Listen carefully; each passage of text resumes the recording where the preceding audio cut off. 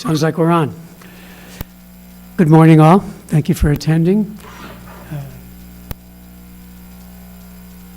I'm going to call the meeting to order of the Naturopathic Medical Committee, today being December 4th, 2017, and 10:05 a.m. All right, so Rebecca, would you please take the roll? Establish a quorum. Absolutely. I'm going to go ahead and call roll call all of the teleconference sites. Please make sure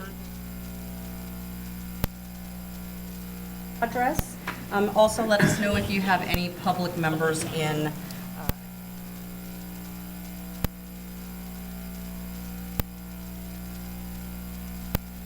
And please, folks on the line, please let us know if you can't hear us so that we can adjust our mics.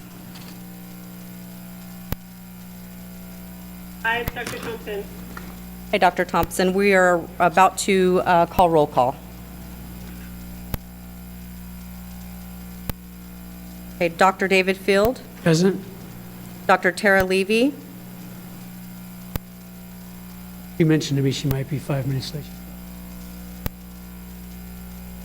Back to Dr. Levy. Dr. Greta D'Amico.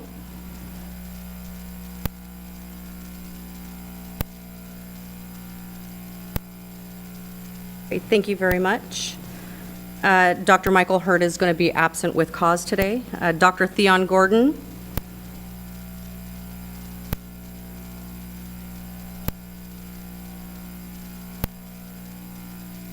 Thank you very much. Dr. Miles Spar. Present at 9201 West Sunset. Thank you very much. Dr. Gregory Weisswasser. Present, Whitewater Nation 1090.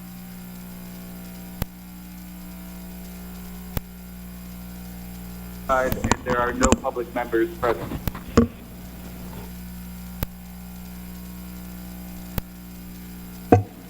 Thank you very much. Dr. Dara Thompson. Present at 1545 Broadway Street, ground floor in San Francisco. I'm in room 5, and there are no public members. Great, thank you very much. And Mr. Alexander Kim. Present. Address is 1150 South Bristol Street, second floor, Santa Ana, California, 92704. There are no public members. Great, thank you very much. And let's go back to Dr. Tara Levy.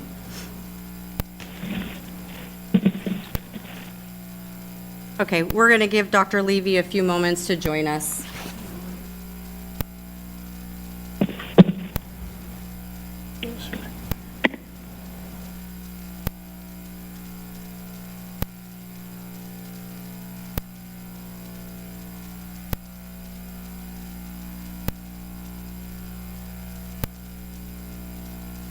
I'm pretty sure.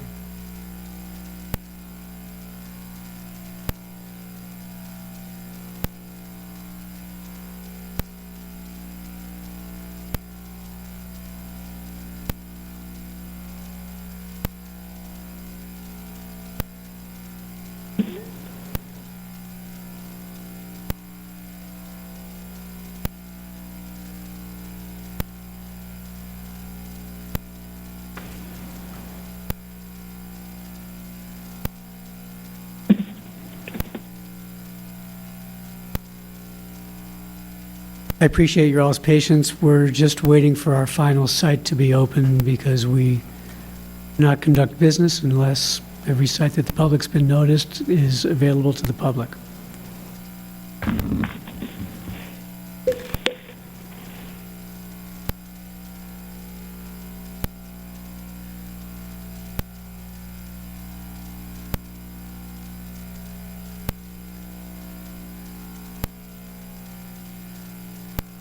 Of course, we could let people know who's at our site. This is the Sacramento site, 1625 North Market Boulevard in the hearing room, and we have members of the public present. You guys want to, we need to identify the members of the public. You may volunteer to identify yourselves or not.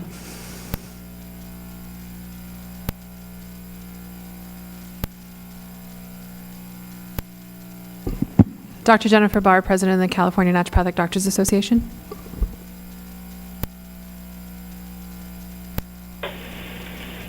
Dr. Eliza Cicero, Legislative Chair, California Naturopathic Doctors Association. Well, while we're just... David, just so you know, we can't hear anybody really talking. Oh, thank you very much.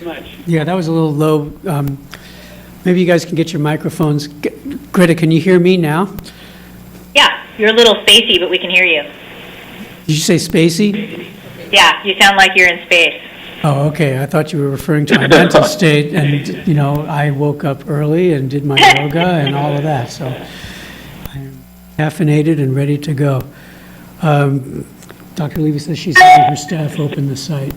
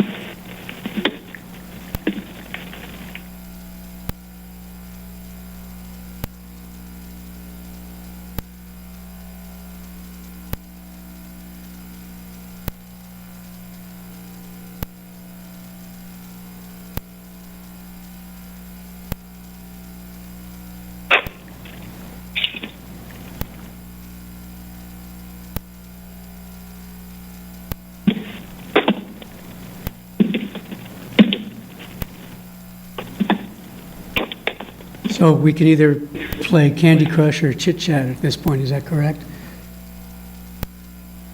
Yeah, we're waiting. Where's Chris?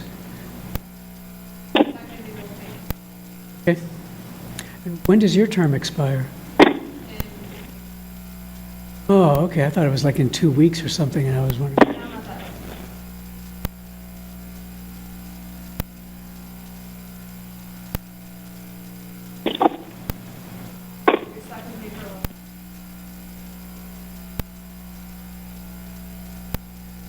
Do I get to quote the Huey Lewis song?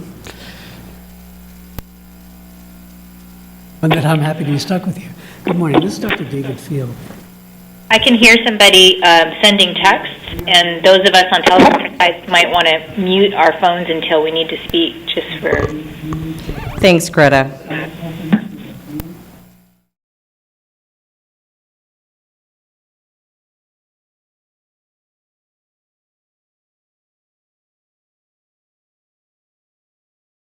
California.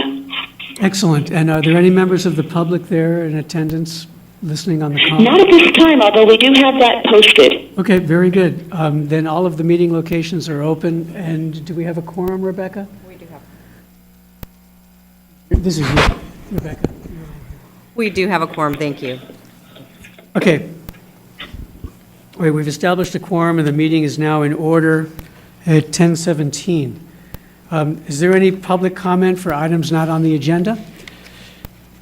Seeing none, we're going to move to the next. Let's see if we can have the review and approval of the committee meeting minute. Oh, wait a moment. Hang on. Do we have the budget office here? Let's have our budget report so you can get back to, you know, spending the taxpayers' money in an appropriate manner.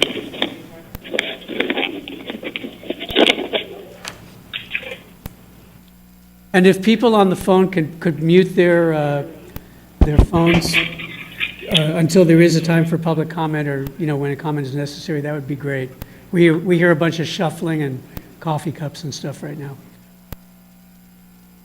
Thank you for having me. My name is Robert De Los Reyes. I'm here to fill in for Mark Ito, who was scheduled to present. Unfortunately, he's attending to a sick child David, we today. can barely hear him at all. Oh, Okay, well, let's talk to tech. Is there anything we can do? Let me, yeah. Hold on. I'm going to move the phone back. Oh, we can, hang on, we're gonna move the box here.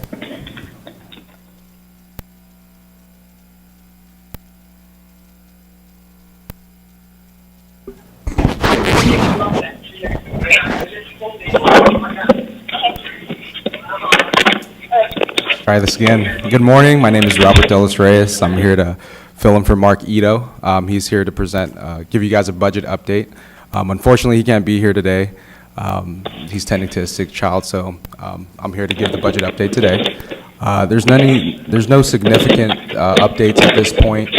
Would you ask the people to put their phone on mute, please? Oh, hello? There we go. I think they just did. Thank you.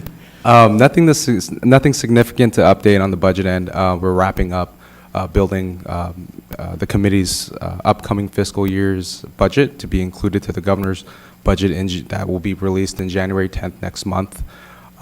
Right now, we're in the tail end of the budget process, so we're just wrapping that process up for it to be released next month.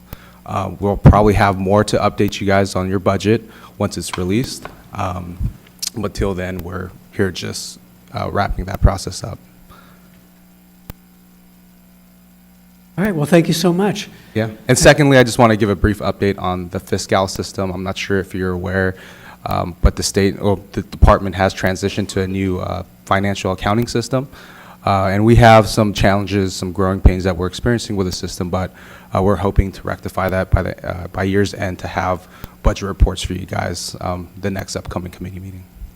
All right, very good. I wish you the best with that software update. Yeah. Good heavens. Yeah, we're very optimistic and we're hopeful. But yeah, that's to conclude the budget update. If you guys have any questions, I can fill them now. Rebecca, anything we need to ask? Just, could you please maybe go into the pro rata disbursement and kind of how the department is kind of going about that right now? Okay. That is a part of the annual budget process to where we build your fair share for the department's costs in your budget for the upcoming fiscal year. Just to kind of give you a brief explanation how it works, we build in costs for each of our divisions or cost centers that comprises the department. It's usually based off of two main principles. One, it's a position count methodology or principle to where we take your total authorized budgets, or excuse me, your total authorized position, and we compare that to the total positions for the department, and we create a percentage ratio that would be representative of your share for the department's costs. And second, it's by workload. So some of our cost centers or divisions, we track workload for those units, and we use pretty much the same logic. We take your total amount of workload for that unit and compare it to the total workload for that unit and gain kind of a percentage that will be represented as your share of cost for that cost center. And these services, just so that the board members or committee members know, these members this pro rata that we pay is for services that the department offers to us.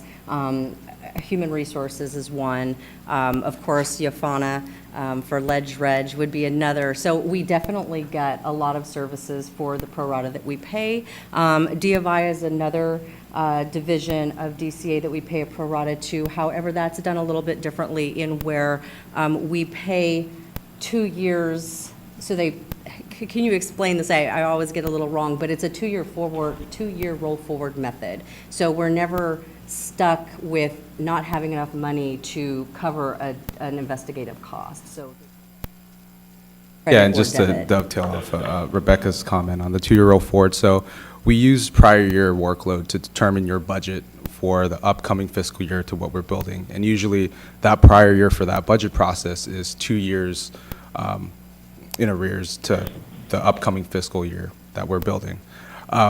And to kind of explain what Becky's talking about in regards that you will never run out of money is that we always budget you a certain level, and depending on if you over expend that level of services that we built you for that upcoming fiscal year or underspend it, we always adjust your budget accordingly. So always take that in account, and that's usually what we call the roll forward. So whatever's rolling forward is either a credit or a debit to your budget, depending on what materialized that prior year that we're using to determine your budget. I guess what I would like to hear is that if we had a significant investigative cost that wasn't in our budget, Right. right? $100,000. Right. So how do we pay that, to all the different agencies that we'd have to pay, Bureau of Investigation and blah, blah, blah? And then how do we get that money how do we get the money into our budget? Correct. So that would be a part of the distributed process that we go through every annual budget process to what we're doing now in the fall. So when we build your fair share or your share of cost for the department, that's when we will determine your level of services for the Division of Investigations. So to address that point, if you have a huge significant swing in cost for DUI, we would take that in consideration when building your budget for the upcoming fiscal year. Okay. So if we do have to perform an investigation, we can. You can, absolutely. I mean, Nice. I believe this is Dr. Levy's office.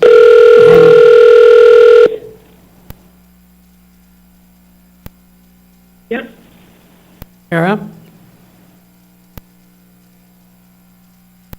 Else's office.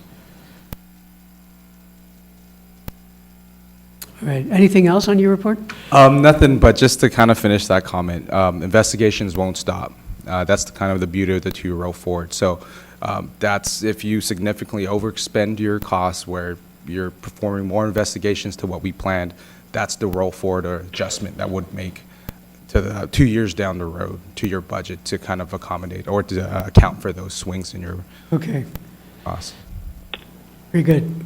Thank you very much. Yeah.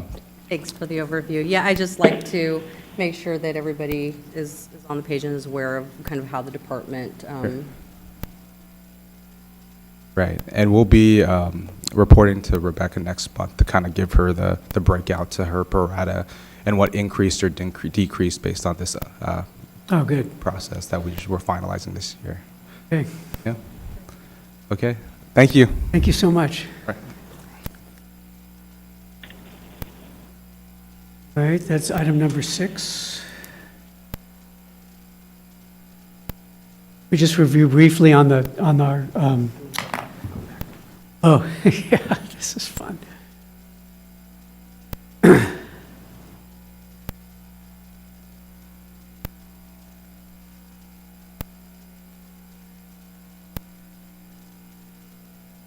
Maybe we can set it up here and it'll just work for everybody if it's right there on that ledge. Oh, it needs to have a mic? Okay, we can put it up there like that. We'll let the professionals deal with this. I'd like to just review for a moment to be sure that Dr. Levy is online and that her location is open. Okay, thank you so much, Tara. In fact, let's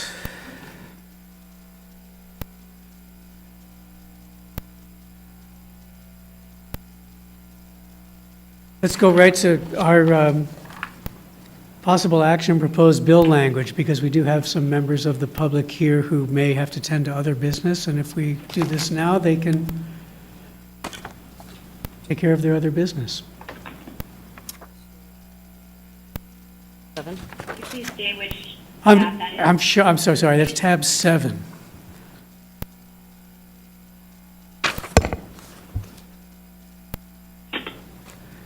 Proposed bill language, all right. And that's going to be page 34. Page 34 of our prepared material.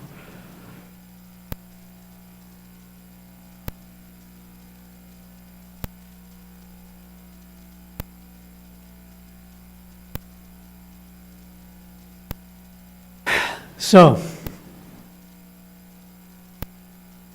the question is,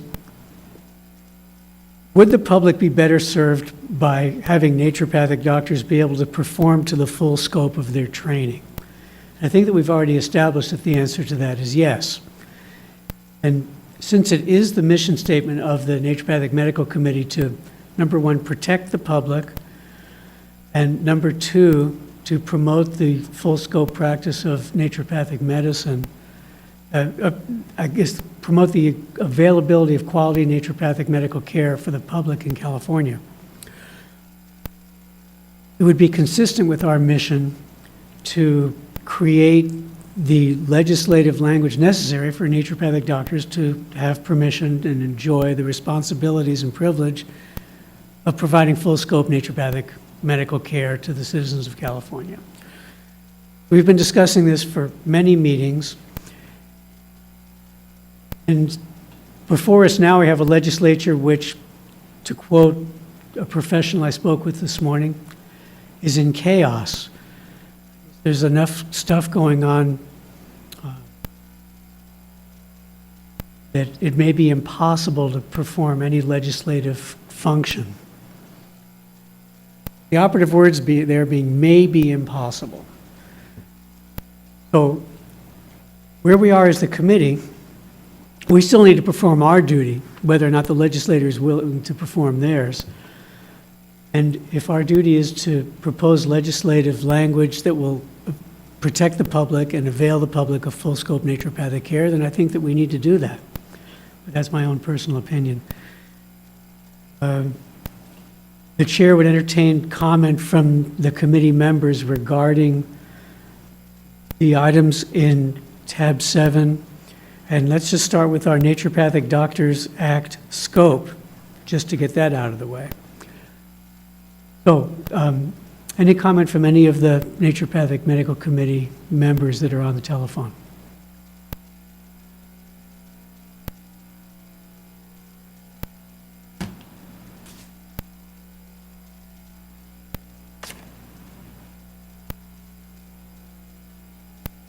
Somebody say something just to let me know that technologically we are connected.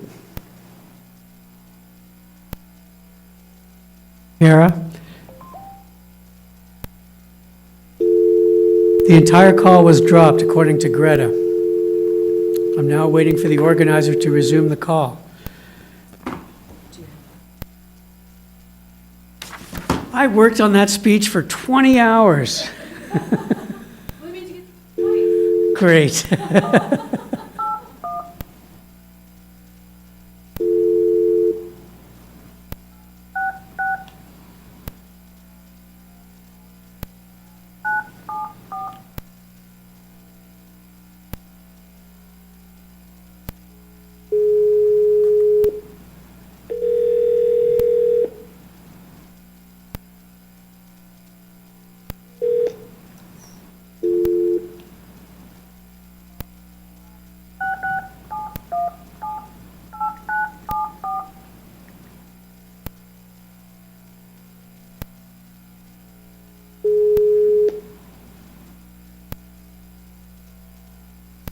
Welcome to the conference call.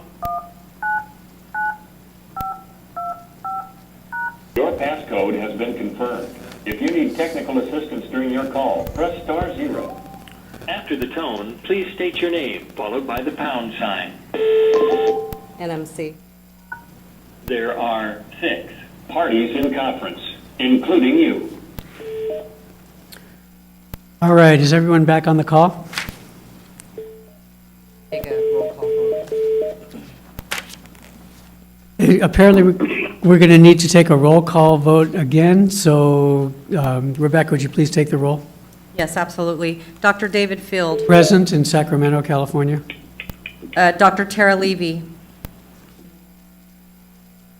All right, well, you're taking a vote? No, we're taking a roll call. We're starting the meeting over, basically, so that we Got can... it, okay, yes. So, present at 1375 Grand Avenue, Suite 202, California.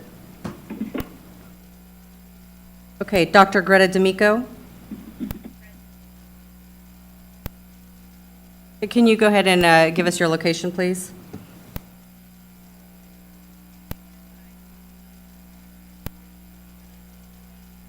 Thank you. Public members present. Perfect, thank you very much. Again, Dr. Michael Hurd is absent with cause. Dr. Theon Gordon. 2734 West Lawson Avenue, LA 90043. Public members. Thank you very much. Dr. Miles Spar.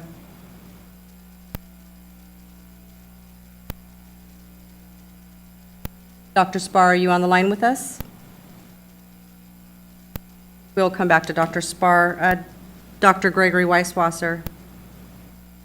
Present at 1097 East Grass Valley, California, 955.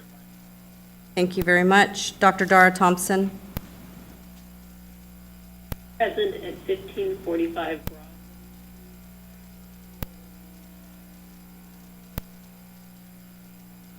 Thank you very much. Mr. Alexander Kim. Present at 4 Santa Ana, California. Or there are no public members. Great, thank you very much. And Dr. Miles Spar, are you online with us?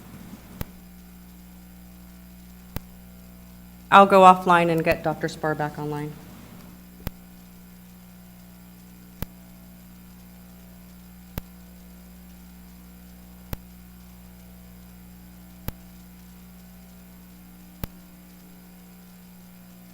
Ask for,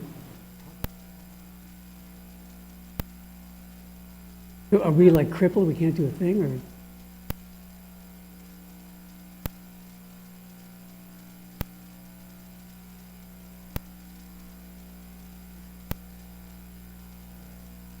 Well, we did establish that the site's open earlier.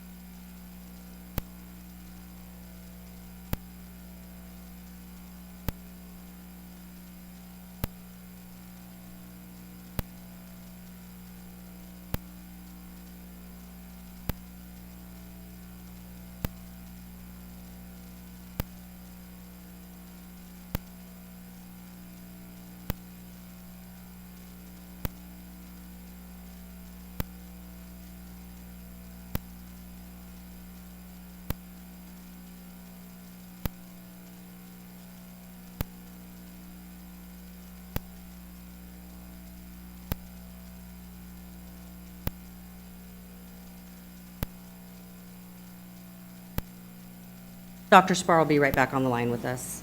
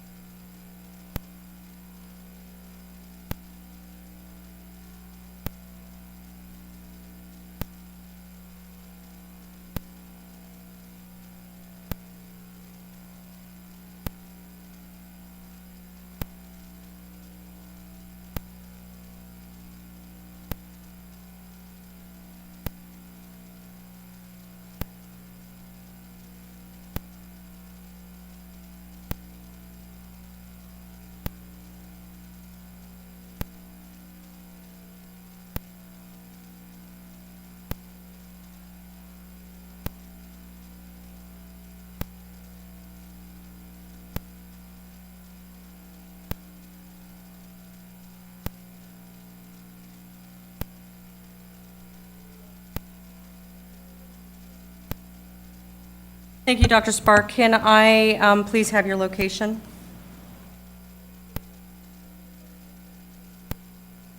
Great, thank you very much. So here we are back in business. The question is the committee going to pursue legislation in this coming year regarding the scope of practice of naturopathic doctors?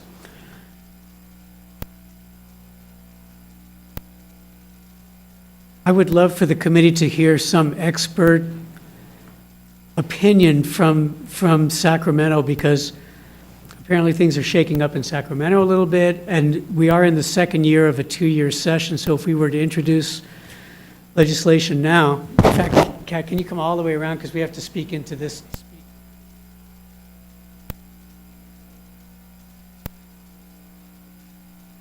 Touch that phone.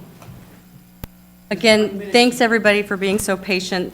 This room has some challenges with teleconferencing, and we were not aware of this until this morning. So thank you very much for sticking with us. Good morning, Catherine Scott with Capital Partners, representing the California Naturopathic Doctors Association. I think what David was referring to was just a sense of how the madness in Sacramento would affect any potential legislation. We are, as you all may have read in the news reports, Assemblymember Raul Bocanegra resigned last week. There are announcements today anticipated on a couple of other members. Senator Mendoza is also rumored to, or is not, is under allegations for sexual harassment as well. The reason this is important is because when you're down votes in a scope fight, every vote counts, as we experienced when we were working on the legislation sponsored by the association year before last. The Senate, that bill got through with 21 votes. Every committee, it got through with the required number of votes, including Senator Mendoza in one of those committees, who has been stripped of all of his committees. And when it went to the Assembly, obviously, those who might not remember it lost on a 21 vote count when Senator Hueso brought it up at the last minute, and it wasn't considered part of a larger deal, and other things were going on. So in scope fights, votes count, is I think what David wanted me to update you all on what's going on in Sacramento. We are in the second of a 2-year session. We do not anticipate to date other scope legislation coming up. We may see some legislation from the podiatrist, but that's about it. And I think those at CNDA would argue that having other scope legislation at the same time allowed some distraction from all of the scope legislation, and then of course having the kind of education and background that naturopathic doctors have.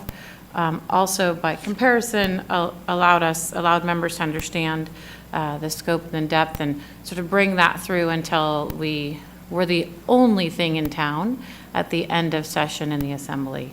But it did take us a full 2 years to make that route.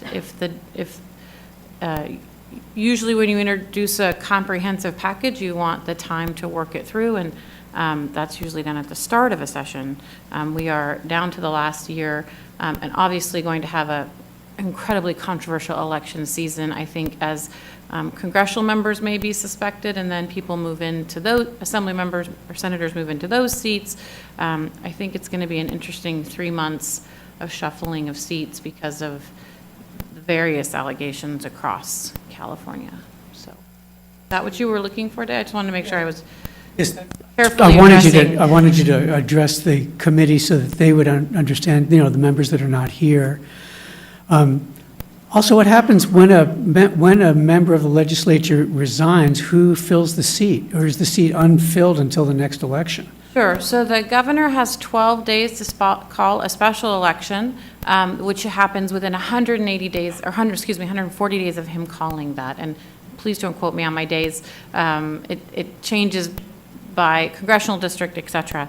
So we anticipate the governor will call a special election for Raul Bocanegra, vacated seat here in the next day or 4.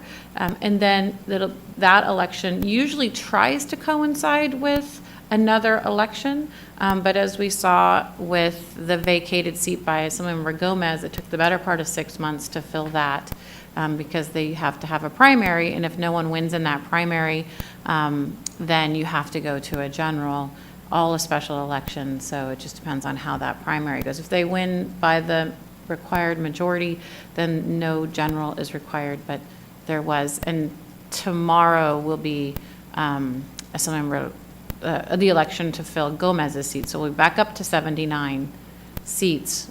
Right now, we're sitting at 78. No problem. I can be nimble.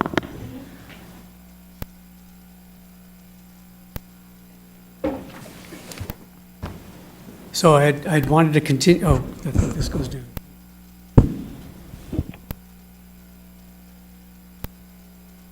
I just wanted to continue this legislative discussion with the members of the committee having a little more insight from the inside of Sacramento.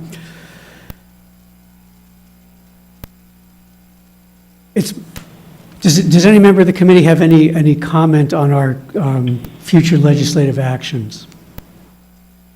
So this is Dr. Thompson. Yes, Dara, please. Hi. So my question is, if we don't move forward in this coming year, then what does that look like for us? So we've gotten a little bit of an idea of what it would be like if we do go forward with this year, with there not being a lot of other distractions, with there being some question about like who's going to be in place, who might support us. But if we don't move forward this year, would this mean that we would move forward with it the following year at the beginning of a 2-year session? What exactly does that look like? Well, that would be... I'd add to that, because you can answer it at the same time as Dr. Spar. If that was what we were going to do, is there groundwork we could be doing over this next year? You know, are there concrete ideas of what we could do to lay so that we have an even better chance in that second year? Right. Well, these are good. These are excellent questions. Apparently, we would have very, very, very slim odds if we tried to get something done this year. First of all, we even have to find an author, which is, I mean, we're starting at the very beginning of nothing. And the legislative people in the room are nodding their heads. In terms of doing groundwork, this is the kind of thing that the state association typically does do every year. They sponsor lobby days and fill the building with eager young naturopathic doctors who visit the members' offices, the members of the legislature's offices, and there's a lot of education that has to go on because we are still a fairly unknown profession. This is one of the downsides of term limits, because just when you get people educated, then they disappear by mandate. But yes, Dr. Spar, that's true. There is groundwork that even the committee could be doing in this coming year. We could target those individuals who are on the fence about naturopathic medicine, or even those who have voted no in the past, and we may be able to persuade them to come over to seeing the benefit of full-scope naturopathic medicine. You're even collecting data on, what are their concerns? Are they concerned about primary care shortage? Are they concerned about underserved? Like the people who are kind of swing people trying to figure out what are their concerns and how can we get data together to show how NDs help alleviate that issue. These in other are states where their scope of practice is broader. Right. These are excellent points you've brought up, and these exact points that you've mentioned have been hammered into the legislature for years. And I don't think that our case rests as much on the logic and strength of our argument as it does rest on the politics in Sacramento.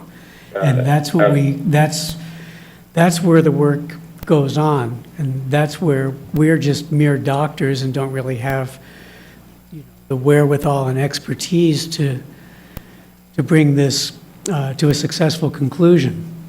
It would be nice if we could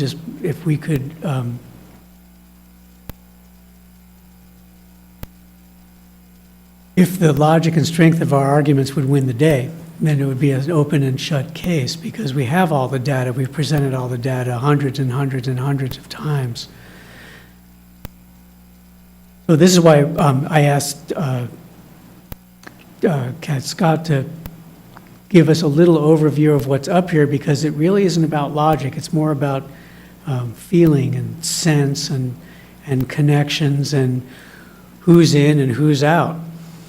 And the shuffling of the legislature now as different members are resigning or being dismissed for malconduct.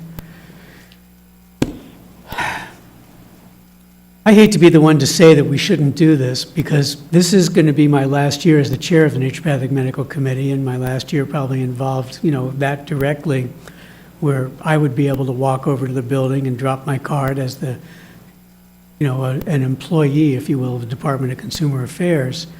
From now on, I'll just be a private citizen. But there are those who are willing to take up the banner next year for this committee or within the state association. Then I think it might be prudent for us to wait, as Dr. Spar suggested, continue to do groundwork this year, but wait to actually introduce a bill until next year. And for those not present in the room, every single one of the 5 public members here who are politically involved are nodding their heads yes when I say wait till next year. So, but if there are other members of the committee who feel that we should proceed, the chair hasn't heard from everyone. All that we've heard from Dr. Spar and Dr. Thompson. Anyone else have a comment on this subject? This is Dr. Weiswasser. I have a concern about also the risk to our current Naturopathic Doctors Act if we open up a bill and it goes into committee and gets reworded. Is that actually a potential risk to us?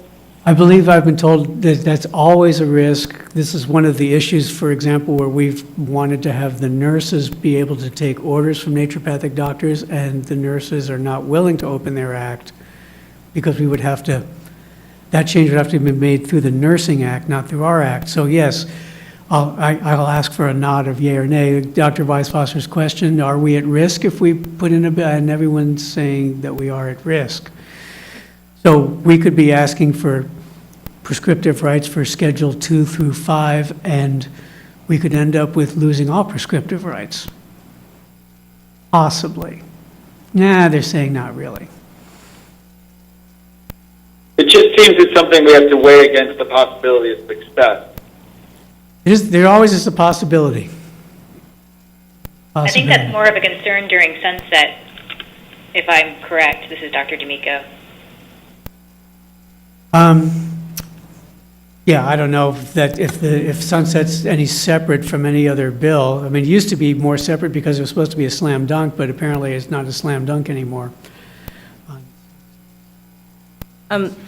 This is Rebecca. I just want to chime in. So anytime that an act is open, it is definitely up for changes and amendments that are made, and we've seen that in SB 796 when it's just a sunset bill, but there's so much stuff added to it by both the Senate and the Assembly side. So yes, it is always a possibility. So I just do want to put that out there. This is Dr. D'Amico. We can see with what's going on now that the legislative context can change very quickly and very dramatically. And as Kat was saying, with new elections in the coming year, the whole floor of the Assembly and Senate, or especially Assembly, may change so much that our whole strategy might need to change. It might be easier, it might be harder, we don't know. But it'll at least give us the time to work on that, as well as in the next year we can refine and get a clearer vision of exactly what it is we want and why. We can refine our language and so forth. So I think that's something that we can do while we're keeping our eye on the broader context. And, the environment legislatively from one state to another or from one year to another can be so different that it's almost a completely different situation, is my understanding. That does seem to be the case.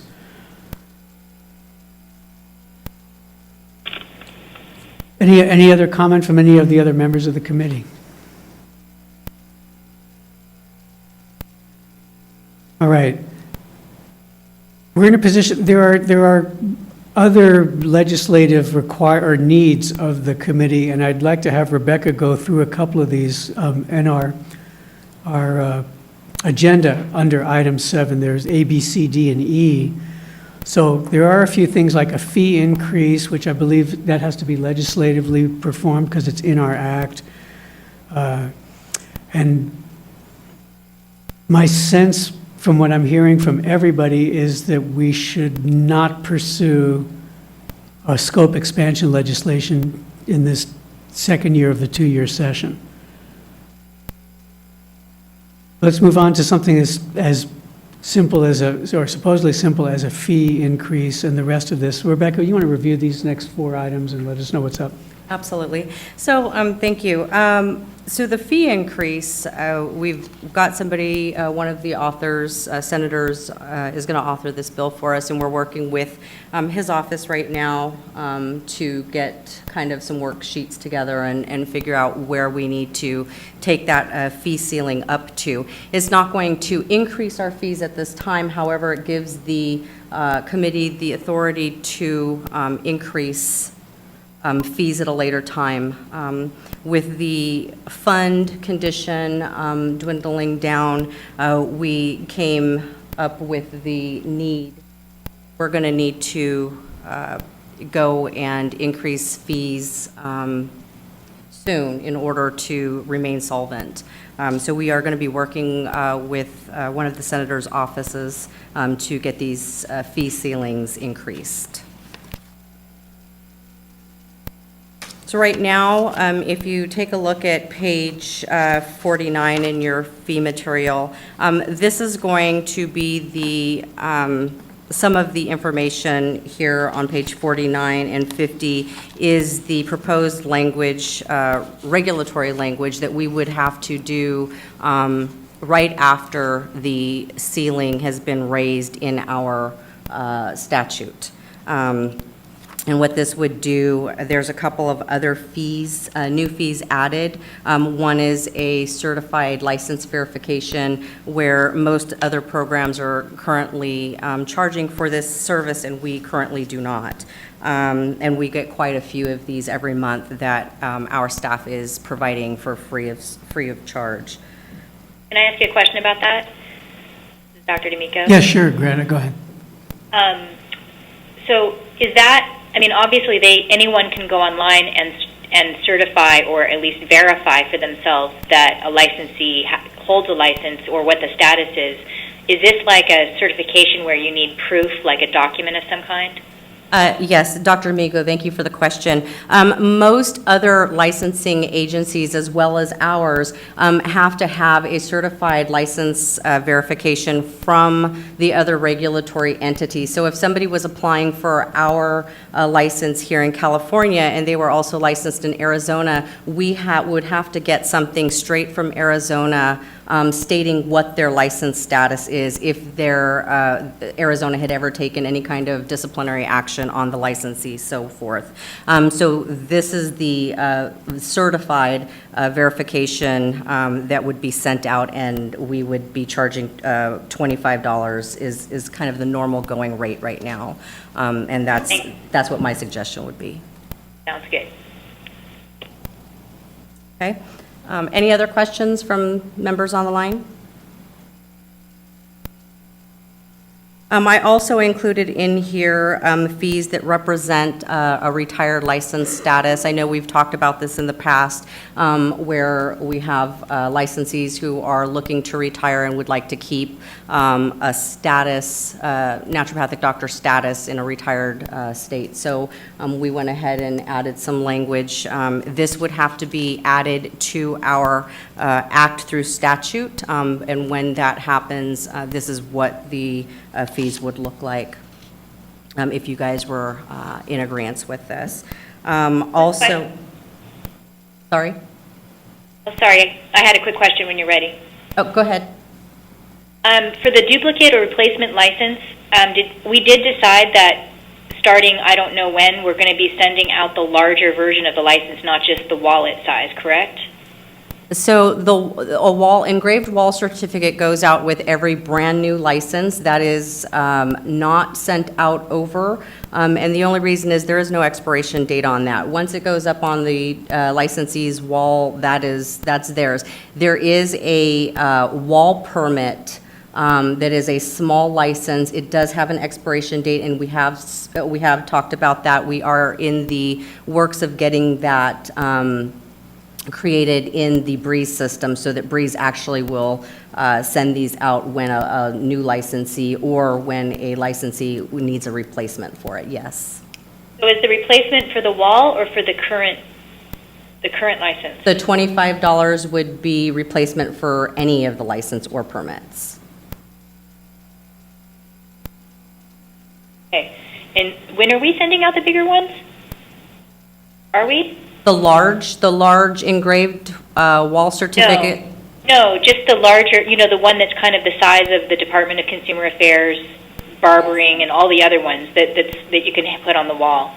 So as soon as Breeze gets it into a release, it'll be sent out to everybody. So at the time that we send it out to everybody, there will be no fee included in that. We will just make a batch file. It'll send all of them out at one time, and then at later date, if anybody needs a duplicate, at that point, it would be a $25 fee. Okay. Obviously, it's a lot easier to lose that tiny little wallet thing than it is the one on your wall. Correct. Yeah, thank you. You're welcome.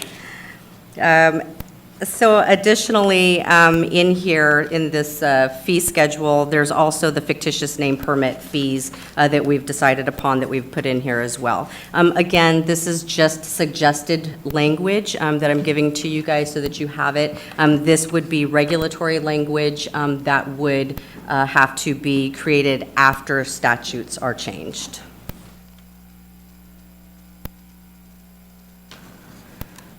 So let me be clear, Rebecca, what you've got here is the legislative, what we need from the legislature is the authority to propose regulations, right? That's how our language would read? That is correct. Okay. And then we would be regulating these various fees.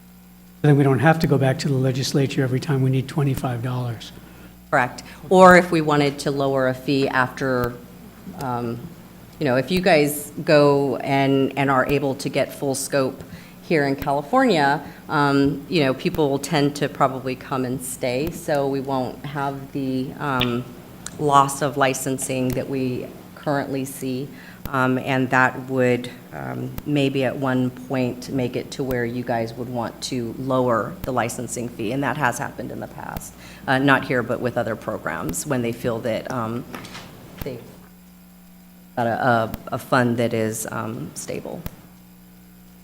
All right, so I'll ask my attorney, can we take action as a committee to authorize the legislative subcommittee of the NMC to seek an author and pursue this legislation? For the fee increase? Yeah. Correct. I know, so, but we don't have, we've never, I don't know if we've voted on saying, yes, this is. Dr. Field, this is Dr. D'Amico. Yes, Dr. D'Amico.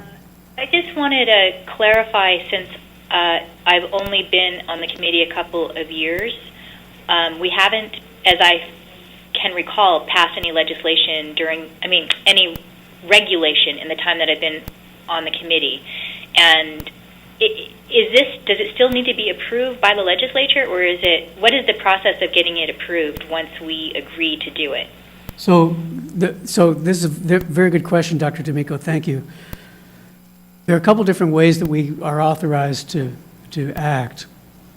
And one is the legislative language, which was in SB 907, which then gets put into the Business and Professions Code. So that's what creates the committee and gives us the authority to act in certain ways. And the second is through regulation that the committee promotes. Now, you're accurate. The committee has not yet promoted, other than the emergency regulations that came about at the very beginning of the formation of the Bureau. We haven't pursued regulations which do require, there's a whole set of we have to post the proposed regulations, then we have to conduct hearings, and then the committee, I believe, then votes on the, or do we already vote on them and then say we're, Regulatory? yeah.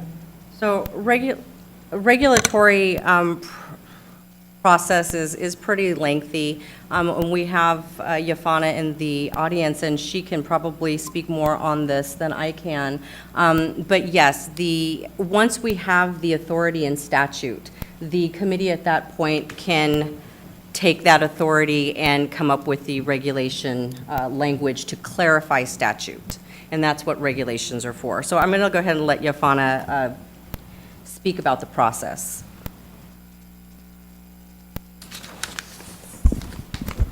Hi, good morning, everybody. I just wanted to bring up an option that many department programs have been using the past couple of years.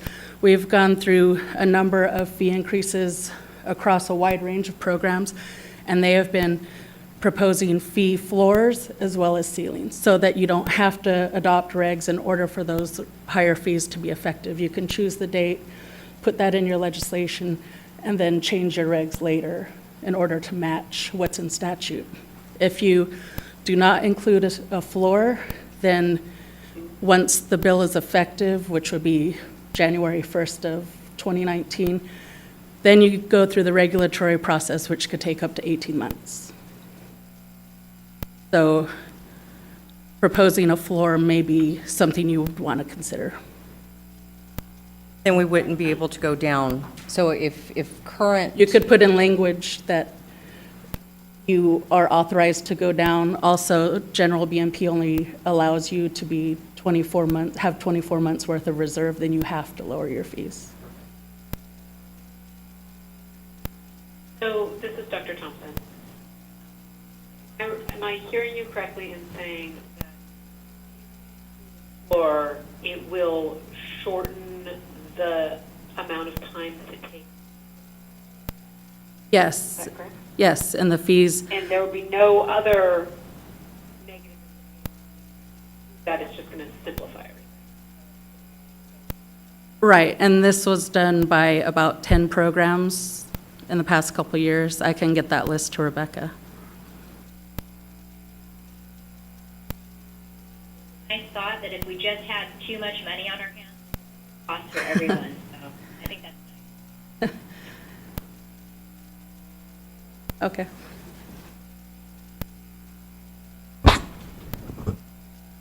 All right, so I guess we could vote on each of these things individually. We've only discussed, yeah, I'm saying maybe we should vote on this fee increase and then move on to the next. Let's see. And just for historical information, the fee increase was talked about during SB 796. As a matter of fact, Hill's office was going to include this in our sunset, and at the last minute decided not to because it is a pretty lengthy process in figuring out what those ceilings need to be, and so it would have taken a lot longer. So what I would, go ahead, please. Can we on the fly propose some, for each one of these shall be no less than and no greater than for each one before we vote? So just to give a little bit more context, normally the legislature will take a look at what our fund currently is, what our expenditures are, kind of what we bring in as revenue, and they use that to assist them in determining what those ceilings should be. So if anybody has any further information, I'm not sure if you might have some more you want to offer. Go ahead and Sure. identify yourself too. This is Sabina. Just real quick, board members, you're going to see this language, probably you're going to be sick of it after a while. So what basically you can vote on today is tell the board staff, try to go find an author, and then, you're going to see the board, you're going to see the bill, you're going to have a chance to work with the language, you're going to have a chance to oppose the language, you're going to have a chance to write something in support of the bill. So what you might just be authorizing today is the staff to go and find an author and to start that conversation. Well, sure, that makes life easy. If all we have to do is authorize staff to secure an author to create legislation to change the fee structure for the program. And that gives us enough latitude to do whatever we need to do. Ceilings, floors, all the different fees. Chair would entertain such a motion. Kara, make a motion, please. Sorry, I was muted. Okay. So we're making a motion for staff to Authorizing staff to find an to work up, to find an author and work up a legislation to change the fee schedule. to work up language for fee schedule changes. Right. And then the entire committee, the language will eventually be brought back to us, but once the author introduces a bill, it belongs to the author, not to the committee. So Right. we'll still be able to make comment, though, and I'm sure our comments would be entertained. So by- we want to have staff work up a structure, basically. Correct. We're authorizing staff to. Proposal. Let me see. I make the motion to authorize staff to work up a proposal for for fee changes and to find an author to write legislation for such changes. So moved. Is there a second? Second, this is Dr. Thompson. Thank you, Dr. Thompson. Any further discussion? Just a question on the process. So they work up language, and then does it still? It's the legislature that does that. A subcommittee of the legislature.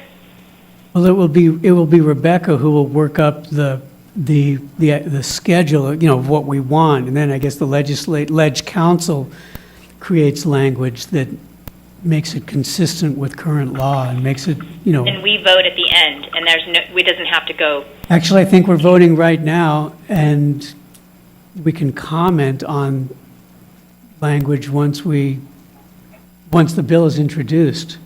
But again, once a bill is introduced, it doesn't belong to the committee, it belongs to the legislator.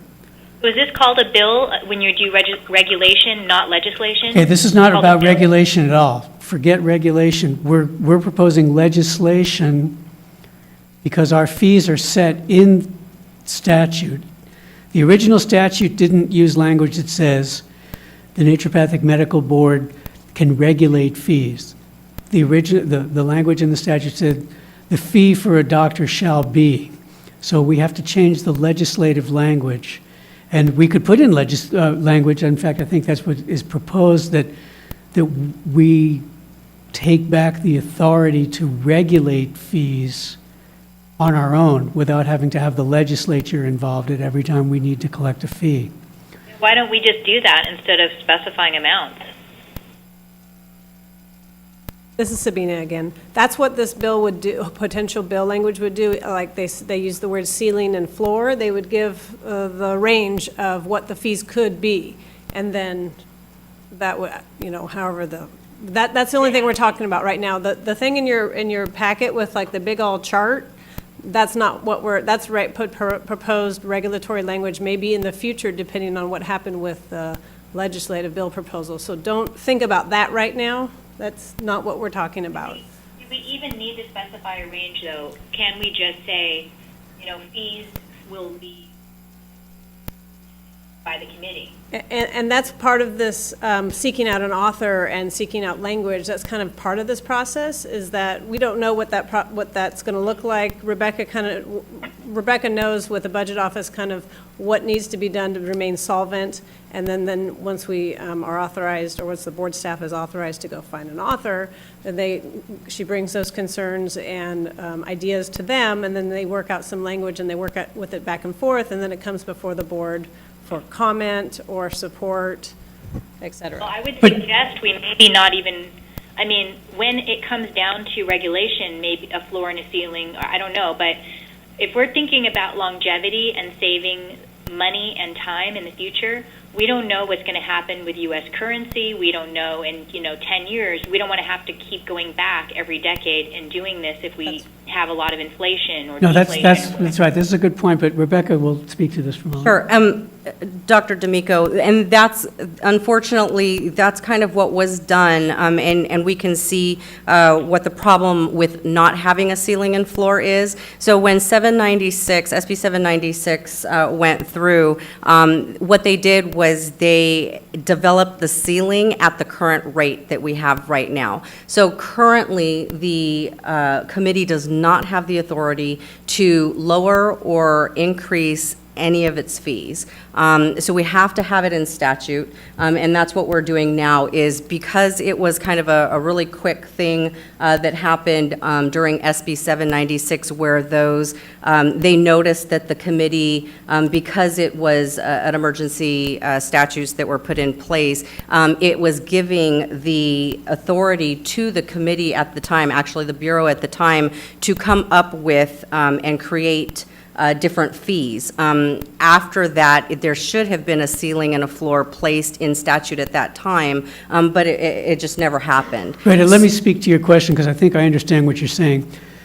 The legislature may not be willing to grant the committee just free rein to set any kind of fee at all through regulation. So the legislature may want to box us in some way, saying, okay, you can charge no less than $50 for a license and no more than $1,500 for a license. I mean, we'll ask for a broad range, but they will want to have some definition of the top and bottom in the statute. And then we'll be able to regulate from within that. But I agree. We want to set up a system where we don't have to go back to the legislature all the time, and we don't know what's going to happen with currency in 5, 10, or 15 years. So, Thank you. That addressed my concern. yes, that's exactly. I think it's because the legislature won't just carte blanche us, but I leave that to the legislative people to determine. Any other comment regarding the motion on the floor, which is to authorize staff to find an author and prepare fee increase legislation? Or fee schedule legislation is more apt.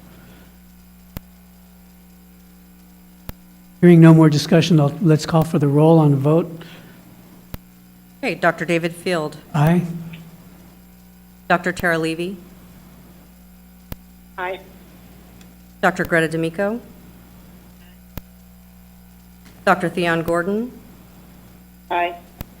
Dr. Gregory Weisswasser. Aye. Dr. Miles Spar. Aye. I'm sorry, Mr. Alexander Kim. Aye. And Dr. Dara Thompson. Aye. Thank you. We have 8 ayes. Okay, moving right along, let's go to this letter C of naturopathic medical assistance. And Rebecca, can you catch us up on what's up with that? Okay, so this is for the naturopathic medical assistance language. I'm sorry, was it Dr. Thompson or Dr. Levy working on this? Dr. Thompson, I believe. No, that was not me, actually. Oh, okay. Not me either. I was working on the midwifery language. Okay, I think that this is kind of something that we were taking a look at during our last meeting, and there were some concerns that in statute there wasn't enough for the committee to allow their naturopathic medical assistants. So I believe that you guys at that time wanted to take a look at the statute, see if there was anything that needed to be fixed or amended in statute. And if not, there were definitely some concerns with making sure that the statute was clarified a little bit more in regulations. And I think that's where we are right now. So I included in here currently what our medical assistant statute is, which is the 3640.2, 3640.3 through 2069. I'm sorry, 2069 is the medical assistant statute through the medical board. So this is in here so that you guys have some information and you can kind of take a look and see if this is something that you're wanting to pursue at this time. All right, so regarding naturopathic medical assistants, are there any members of the committee who are aware of any issues that we need to bring before the legislature regarding this statute?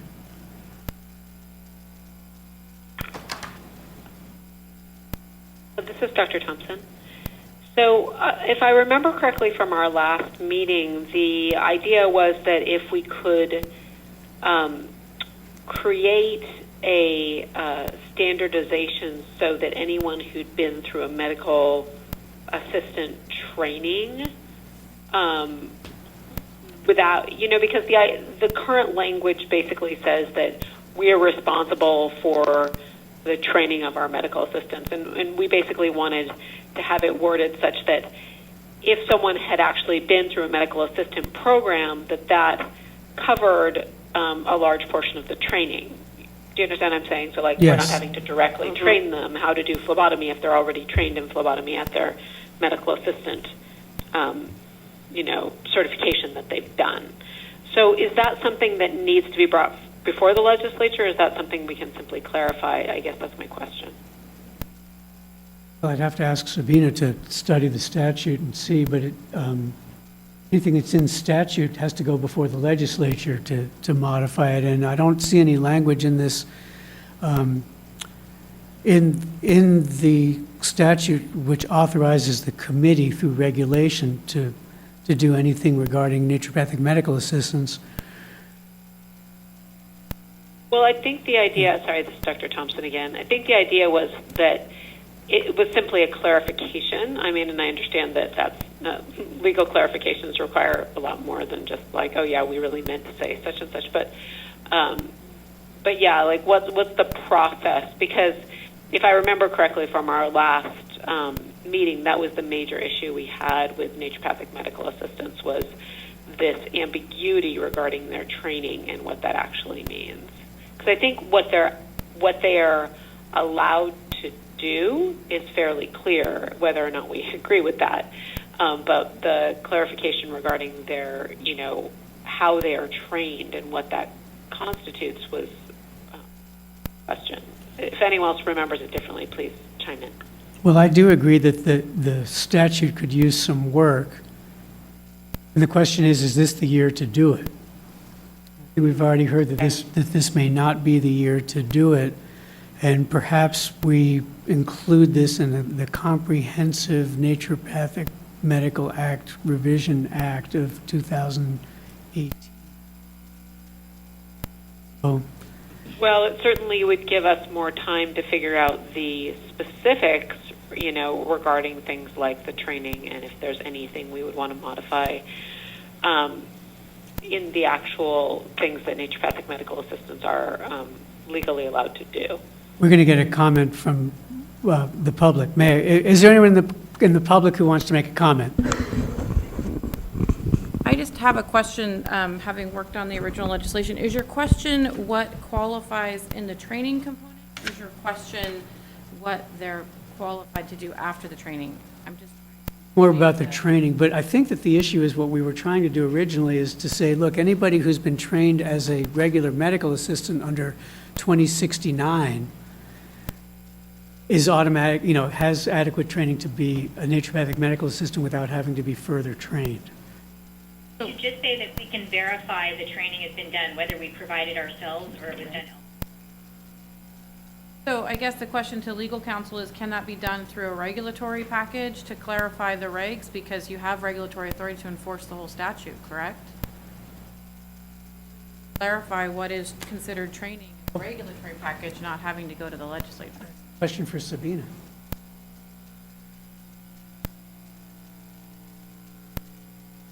And it's probably a question for further down the road. And it looks like, in our statute, it refers back to Section 2070, which I believe is part of the Medical Act. So it's going to go back to what the medical assistants are allowed to do under the Medical Act. And that's where this language, a lot of that, I believe, this language came from. Just from doing the legislation, the Medical Assistance Act is very loose. Medical assistance training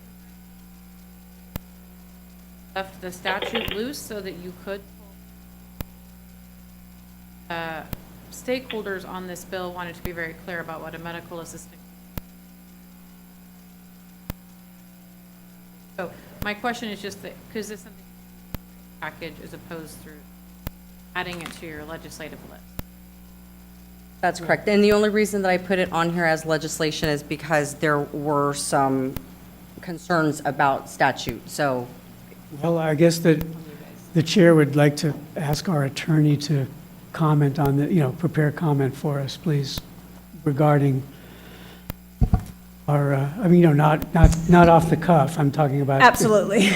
That's something we can look into, especially, I don't see 2070 in here, but it does clearly refer to those training and educational requirements established in 2070. Right. So if that is already specific, Seems like we're already there, having read that line, but I'm so not it's, we can definitely look into it. Okay. All right, we'll take that off the legislative agenda, and our attorney will report back with. Having just looked over the language that was in the package, I had a couple of things that might be worth bringing up, and I don't know if you want to hear them now or not. Regarding naturopathic medical assistance and their, I think what we should do is we should prepare in the future a thorough review of naturopathic medical assistance and then figure out how to act on what we need, find out where our authority is. So, in fact, Greta, since you have an interest in this, maybe you'd be willing to work with Sabina here and figure out what we can do and what needs, what you could bring back to the committee a proposal for naturopathic medical assistance if there's more or less that we feel that they should be doing, the things that you're seeing now. Would you be willing to put that together for the meeting next time? Yeah, so that means we would basically get together and kind of hammer out a proposal. Is that Yes, exactly. in March? Yeah, whenever the date and time of our next meeting, which we have to set yet on the agenda. But it certainly won't be until 2018. All right, well, moving right along to the retired license status. Rebecca? Great, thank you. Okay, so we discussed retired license status a few meetings ago, and this is some information that I included in your in your meeting package. Page 59 is retired status language that I got from another program, which would have, we actually got this from the regulations, but we could use this to kind of look and see what we need in statute. I'm not sure how this would be played in statute. I believe that if we wanted to create a retired license status, we would have to have it included in statute, but we can put the clarification of that in regulation, yes. All right, so the question here is, do we propose legislation? Can we add this to our fee structure thing? Is it simple enough that we could? It is. Would the senator entertain? All right. Is there any comment from anyone on the committee regarding retired license status and this? Now realize that these pages that we have are not currently in legislation or regulation or code, that this is proposed language, adopted, lifted from another program. Correct. So these citation numbers are not real yet.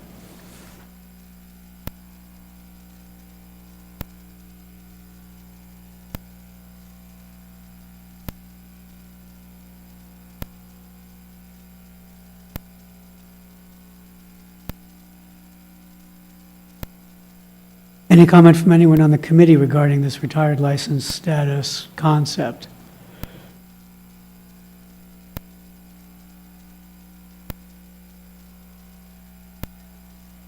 Is that a one-time fee that they pay?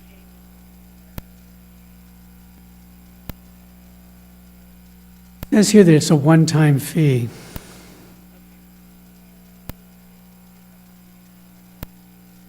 Yeah, what is the difference between retired and inactive? Okay, so a retired status, depending on how you guys want to clarify that in regulations. Sabina just pointed out that there is a general BMP code 464 that would allow the retired status. And we could use that because it is a general business and professions code. So we wouldn't have to go through a statute change just to include it in the Naturopathic Doctors Act unless you guys wanted to do. However, you would need to use 464 and use that as the authority to come up with your regulatory language. Do we have authority to write regulations under 464?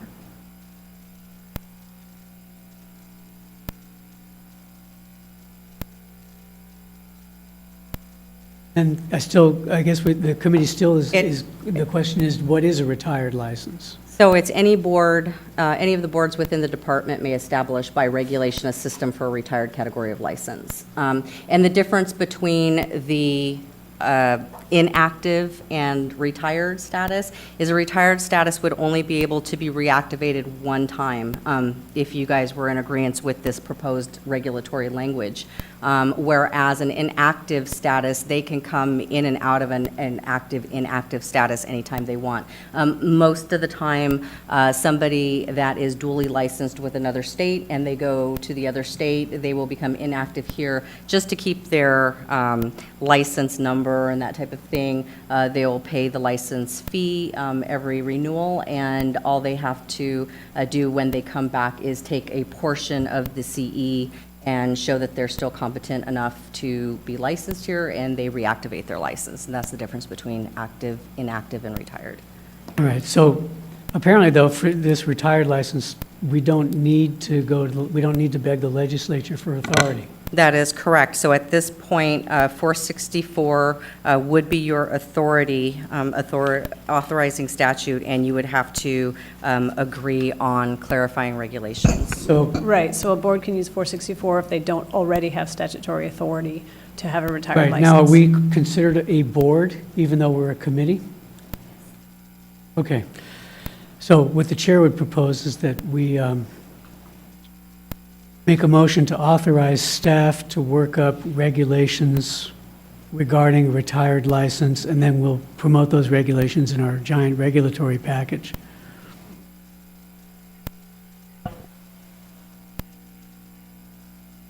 The language at the end. Sure, go ahead, Dr. D'Amico.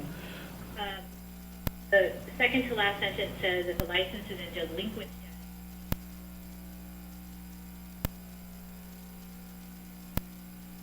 and penalty fee must be submitted. As I read this,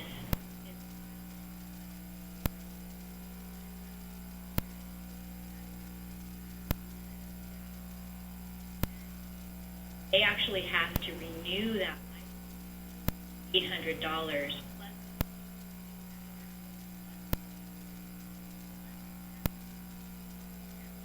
Not to me. I mean,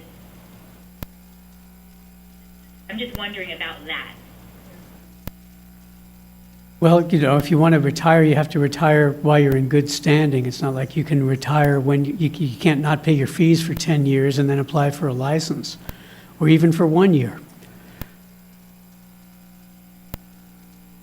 Go ahead, Rebecca. And Greta, that's the standard language that we have for inactive status as well. And what that does is it just keeps people from being able to circumvent our statutes and regulations and not keep current with their license. Yeah, so you better decide to retire at the end of a 2-year license period to save yourself some money. Well, that's right. Everybody has to make those kind of decisions. Yeah. Since you're never going to retire anyway, Dr. D'Amico, it doesn't really pertain to you, and so it's fine. Easy. I move that staff work up status. The chair entertains the motion from Dr. D'Amico. Is there a second? A second. Any other comment regarding this proposal? Please take a vote.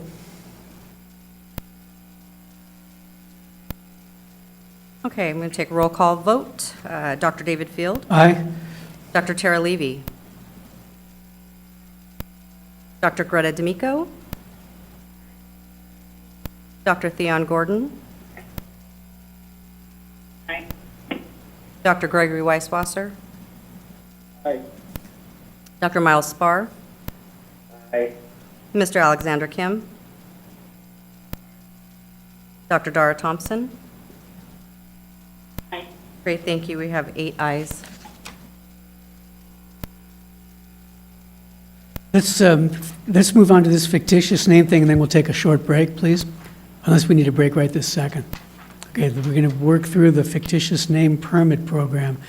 Now, Rebecca has brought this to the attention of the committee in the past, and so we should be somewhat familiar with it. But again, this has to go to the legislature. We can't do this through regulation. So if our legislative agenda is going to be paired to the bare minimum, which is that fee schedule. However, this fictitious name, this seems close enough to the fee schedule thing that we might be able to slip it in. Do you think the author would entertain it, and it's not that controversial that we could taken care of this year? I could definitely check to see if it's something the author would take with the fee increase. With the fee increase. So, any comment from members of the committee regarding this fictitious name proposal?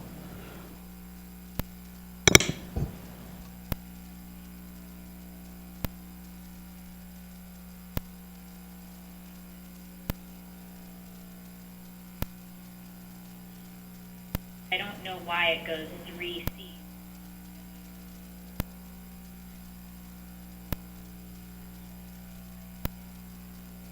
Basically, another notice requirement that you have to say this is operating under a fictitious name. That is correct.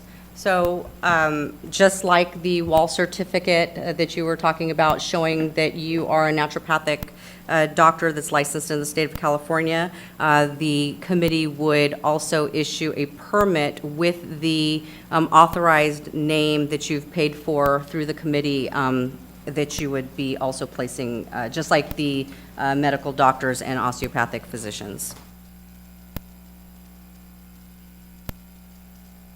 Any other discussion regarding the fictitious name program?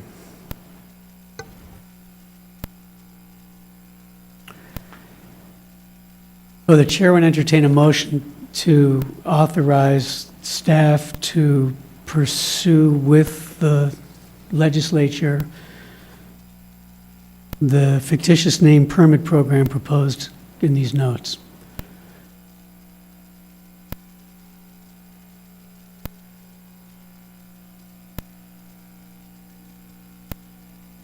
You can so move, it's fine. Dr. Tom, I motion that. Yeah. Okay. We Move hear, forward with the fictitious name. is there a second? I second Dr. Weisswasser. Thank you, Dr. Weisswasser. You guys okay over there? Okay, you want to take the roll, Rebecca? I'm sorry, can I get the, who called the It motion in was second place? Dr. Thompson moved and Dr. Weisswasser second. Thank you very much. And I will go ahead and call, roll call. Dr. David Field? Aye. Thank you. Dr. Tara Levy? Dr. Greta D'Amico? Dr. Theon Gordon? Dr. Gregory Weisswasser? Thank you. Dr. Miles Spar?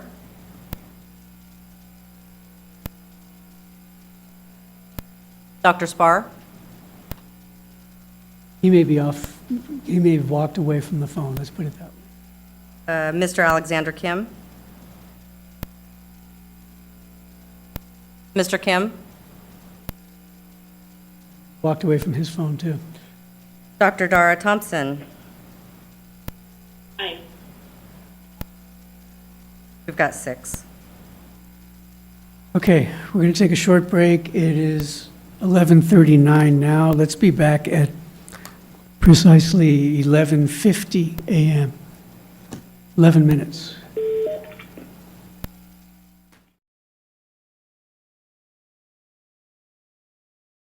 Lawyer's here, and I'm here, and Rebecca's here, and the public is here. So it's 11:55, we're reconvening. Oh, yeah, time for roll call again. Turn your phones off mute and be ready to say your name and location, please. Okay, I'm going to go ahead and recall roll call.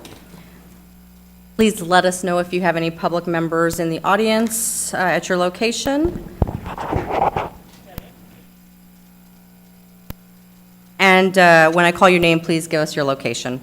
Dr. David Field. Sacramento.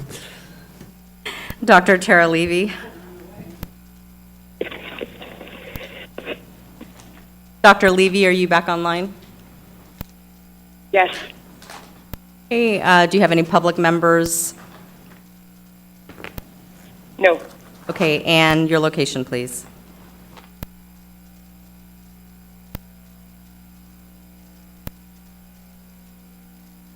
Dr. Levy, can you please give us your location? Oh, I'm sorry. 1375 Grand Avenue, Suite 202, Piedmont, California. Thank you. Dr. Greta D'Amico. Present at 1449 Lincoln Way in Auburn, no public members. Thank you very much. Dr. Theon Gordon. Dr. Gordon, are you back online with us? Yes, I'm back online. I'm sorry. At the Slauson Boulevard location, no public members are available. Great, thank you very much. And Dr. Miles Spar. Dr. Spar, are you back online with us? Okay, we'll come back to Dr. Spar. Dr. Gregory Weisswasser. Present at 1097 East Main Street, Suite C, Grass Valley, California, 95945, in the public members. Thank you. Dr. Dara Thompson. Present at 1545 Broadway Street, ground floor, room 5. No public members. Thank you. Mr. Alexander Kim. Yes, present at 1150 South Bristol Street, second floor, Santa Ana, California, 92704, no public members. Great, thank you very much. And going back to Dr. Miles Spar, are you back online with us? Okay, I will call Dr. Spar offline. So are we prohibited from conducting business?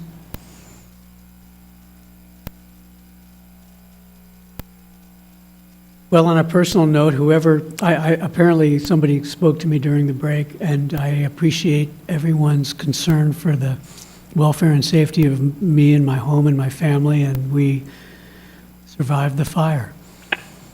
Lost a greenhouse, lost my rototiller, lost my manure pile. The manure pile burned, because, it has a lot of straw or whatever in the horse manure. Craziest thing to see this thing. It looked like a steaming pile when I got back, except it was like 100 and 200 degrees, and it was burning.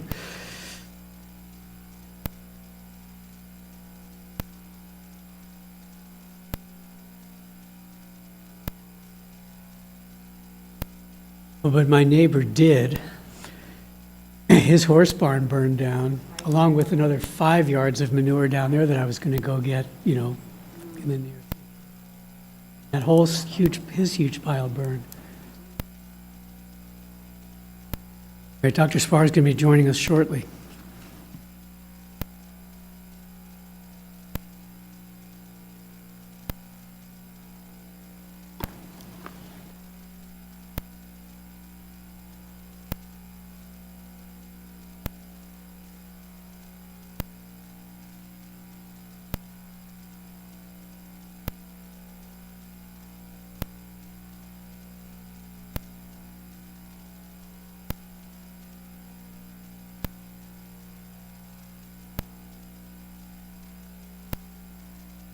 And this is Rebecca. I just wanted to say to all of the members online that got some of their training done over the weekend, thank you very much for that. And I will be sending an email out later on to advise those that are left that need to do training.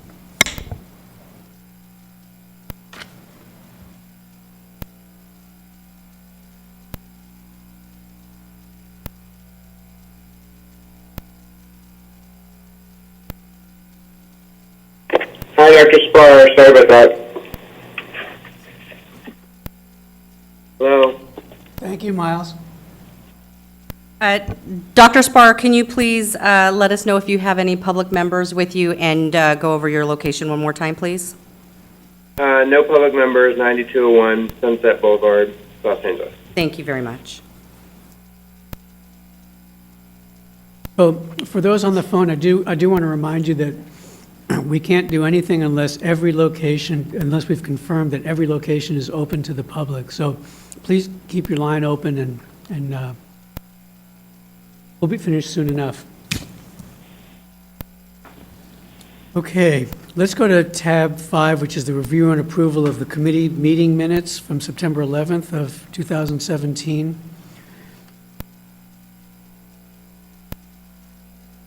Any comment on the minutes? I might have a comment, but I have to get to that tab. Right, that's right. That's page 22 in our handout.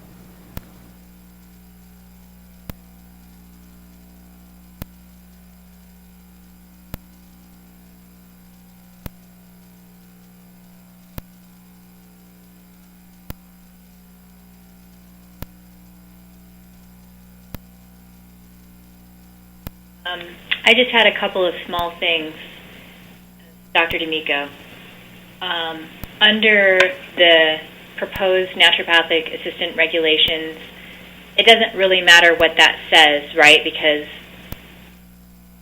that's not actually doing anything. It's just what we talked about. Yeah, it was only a discussion. It wasn't, we didn't Right. adopt any.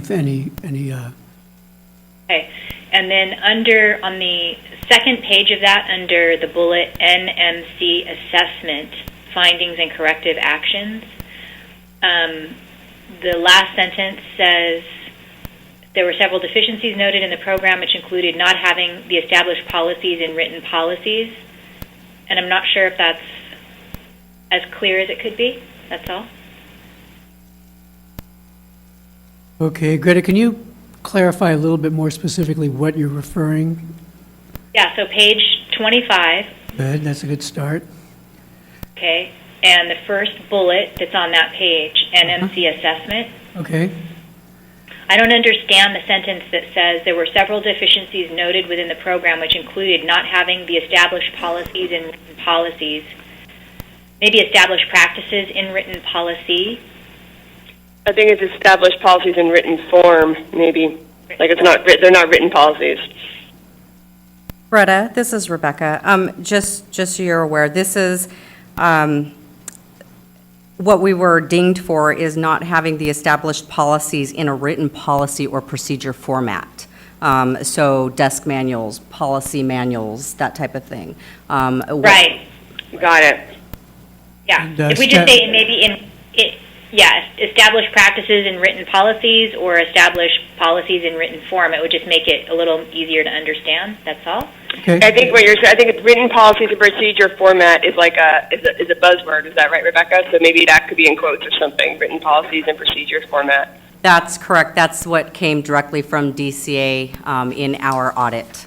But I can definitely make it a little clearer for you. Any other discussion regarding the minutes? On page 27, under clarification of advertising laws, the committee has identified this is something that should be updated in the strategic plan. Do we have a plan to update the plan? The strategic plan is updated every, 4 years. So I think we'll be able to take care of that in 2.5 years or whenever it is. No. So I've been waiting for answers on some of these things for a long time, and I don't want to wait another 4 years before we talk about this. That's my concern. I see. Well, there's certainly, at the moment, we can only discuss the, approval or whatever of the minutes. In terms of a subject matter, if advertising is a subject matter with which you have concern, then let's put it on the agenda for the next meeting topic, and we can, and especially with some clarity, like, if you have specific concerns about advertising, bring those up, and then we can act at that time. Okay. Any other discussion of the minutes? The chair would entertain a motion for approval of the minutes from the September 11th meeting. I move that we approve the minutes as Dr. Spar. Thank you, Dr. Spar. Any second, please? Dr. Levy, I second. Motion's carried and seconded, or proposed and seconded. Roll call, please. Okay, roll call vote. Dr. David Field. Aye. Dr. Tara Levy. Aye. Thank you. Dr. Greta D'Amico. Aye. Dr. Theon Gordon. Aye. Dr. Gregory Weisswasser. Aye. Dr. Miles Spar. Aye. Mr. Alexander Kim. Aye.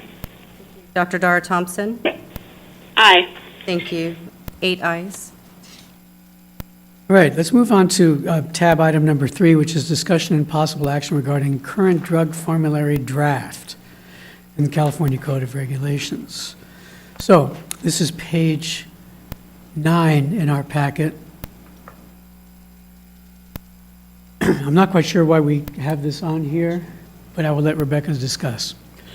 So in our last meeting, there were a couple of changes that you guys wanted to add to this formulary text. One of them was to include exclusionary to the list 101. So all of the asks that you guys requested during the last meeting have been added. Anything in red on page 9 and 10 is text that you guys are still working on. And this was just in here so that you could see that the changes were made and kind of where you guys are on this. All right, because this would all have to done through the legislature, and this particular legislative effort has been put off. So this apparently is informational only. And we have a year to continue to prepare and discuss the drug formulary while I'm whittling artifacts for my grandchildren. That was an aside during the break. So that's item number 3. If there are any other, I would like to. This is Dr. Thompson, Yes, just to Dr. clarify. Hi. This is Dr. Thompson. I thought we had removed everything in red. Like that had just been taken out, not that we were working on it further, but that it had just been removed because we were going to, that had to do with not so much the formulary, but the proposed scope expansion. Is that correct? Dr. Thompson, no. So when reviewing the minutes from the last meeting, I'm sorry, not the minutes, but going back over the video from the last teleconference, I'm sorry, not teleconference, but from our last meeting, the items in red were items that you guys would still need to go over for language.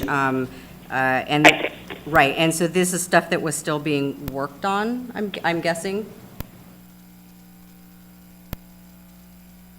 Because there was some concern with et cetera, and we know that you had just kind of put it in there as a placeholder so that you guys could speak on this. But these are the things that would still have to be kind of talked out amongst the committee when we move forward with bill language. Okay.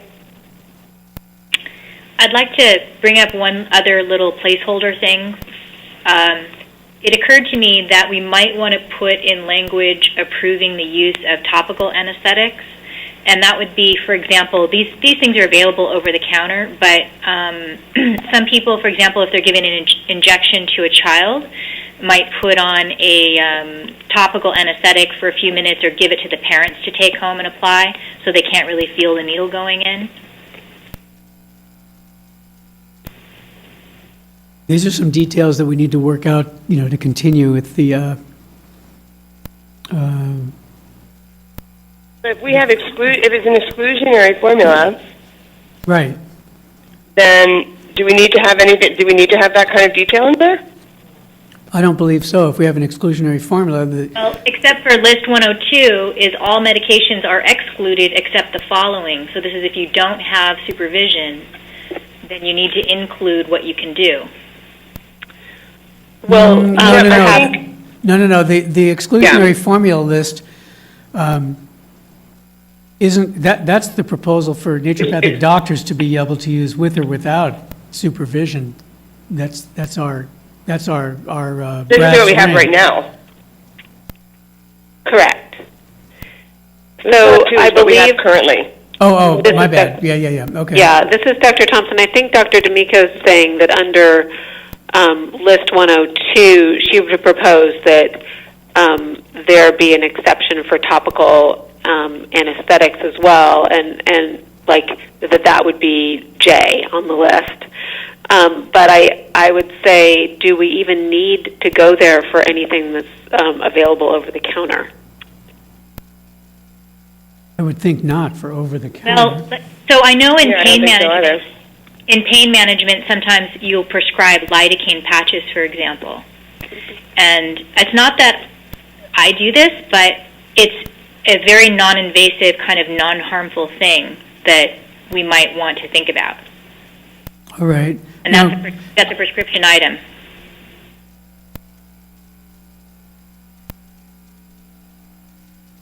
Okay, well, so this is I mean, something you're talking about. I understand what you're saying, but I just don't.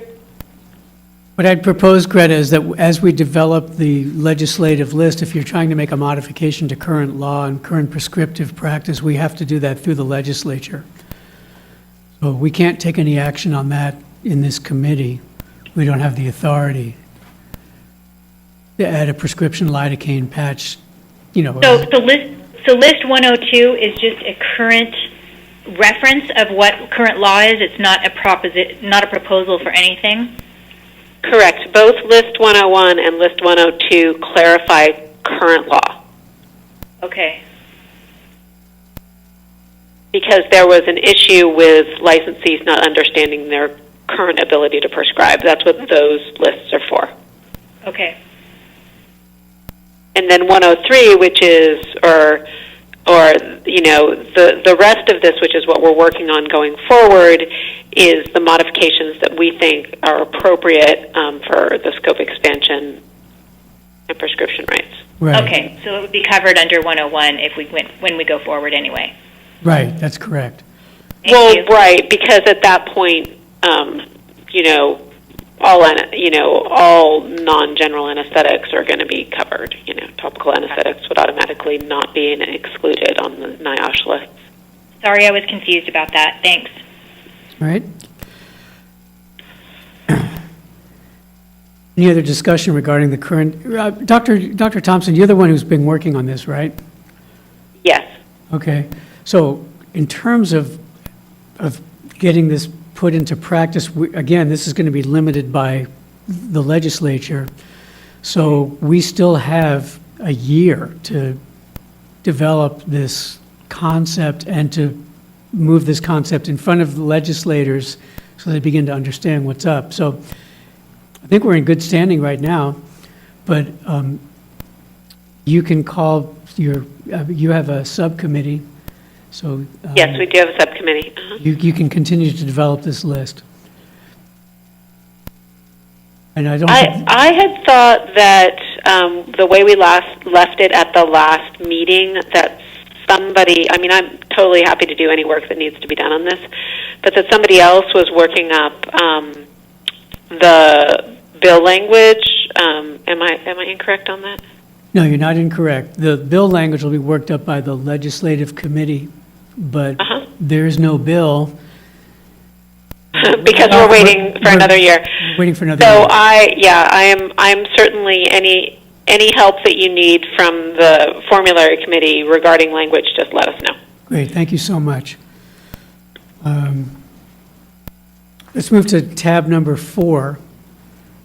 Discussion and possible action regarding the creation of a naturopathic childbirth attendance application process. Dr. Levy. Yeah. So I consulted with a few different people basically we looked over the current non-naturopathic childbirth attendance act, or the part of the Naturopathic Medicine Act that has the naturopathic childbirth attendance in it. It's what's in statute. And in reviewing what we have in statute, basically I've come to the conclusion, along with those I've consulted with, who feel that this whole thing needs to be rewritten and reorganized. There's a lot of things that are in the statute currently that really are more appropriate for regulations in terms of detail on education, detail on what is used during naturopathic childbirth attendance, and even the requirements in order to be certified in the specialty practice of naturopathic childbirth attendance. What is required in our statute is not even valid because it says a passing grade on the American College of Nurse Midwife written exam, which there is no such exam. So we need to basically rework this whole thing. And so Rebecca and I spoke about this a couple of weeks ago.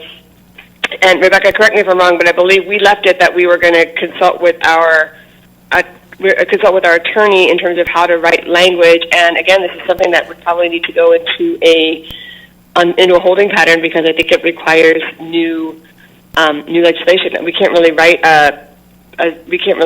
any kind of application based on our current statutes. That's correct, Dr. Levy. Like she said, the test that is in our statute no longer exists, and the American Midwifery Certification Board took it over. However, the accredited schools are all nursing programs, and none of them have the naturopathic colleges or accredited schools at. Right. So basically, there are two different midwifery standards in the United States right now. There's the CNM track, which people go through nurse midwifery school, and then there's the CPM track, where they go through which is a certified professional midwife, where they're going through professional midwifery schools. Both of those tracks have accredited programs. Both of those have accrediting organizations. Both of those tracks have licensing exams, and the recommendations from the people I spoke with from different states that also license naturopathic midwives as well as other types of midwives basically say that this whole section should basically say a candidate needs to graduate from an accredited program, pass an accredited exam, and obtain the credential, and from either of those two tracks. And it basically really could clean up this language a lot, but it does require legislative action. And this is Rebecca. I just wanted to point out that in 3651, which is the naturopathic childbirth attendance section, it does say or a substantially equivalent examination approved by the committee. So we do have it already in language that if we do find another exam that we feel is equivalent, that you guys could definitely use that. However, there's still a lot of information in this statute that I know the committee was concerned with because it's just very outdated. Right. So, Dr. Levy, if you can be tasked with continuing to work on this over the course of the next year, and then we can enter it into our comprehensive Naturopathic Medical Act revision of 2019. I really like the last point on here that says start communications with the Medical Board of California and follow the same requirements they have for their licensed midwives. I think that would be a good thing to do. This is Dr. Thompson. I just wanted to clarify. So where does that leave our current licensees as far as their ability to participate in childbirth? I think at the moment we don't have any. Basically, they have to get. Sorry. Oh, please. They have to get a midwifery license through either they have to either become a licensed midwife through the process to do that, or a certified nurse midwife. They can't do it within their naturopathic license. Is that accurate, Rebecca? That would be correct. Okay, so there's no provision currently for California licensees to perform midwifery independent of getting a completely separate certification. Correct. That is correct. Even if they've done one of the midwifery programs at one of the accredited schools. That's correct, because there has not been an application process to date. So there are no NDs who hold that certificate. Well, thank you, Dr. Levy, for working on that. It seems really important. I'm really hoping we can figure out a way to get this reconciled. Yes. Any other discussion regarding the naturopathic childbirth attendance? Maybe we can put that into some non-controversial bill. Yeah. Okay, discussion, tab 8, discussion and possible action of the creation of frequently asked questions for the website. Rebecca?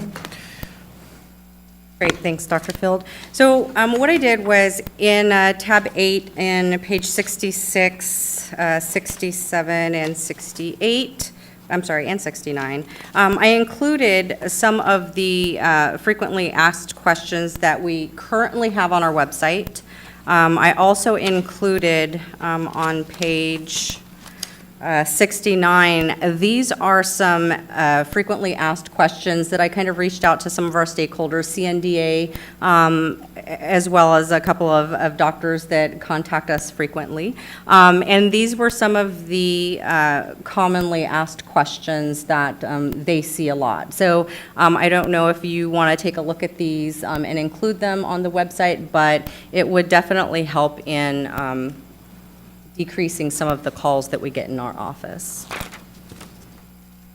We can also use this FAQ method to clarify some of the items that I know you guys commonly have questions about.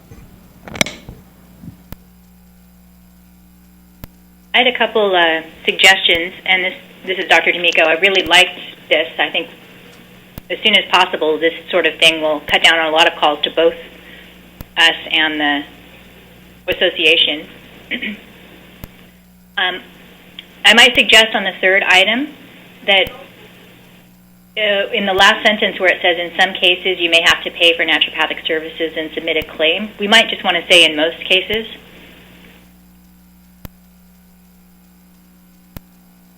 That's the reality. Sorry, Dr. D'Amico, what page are you on? 66.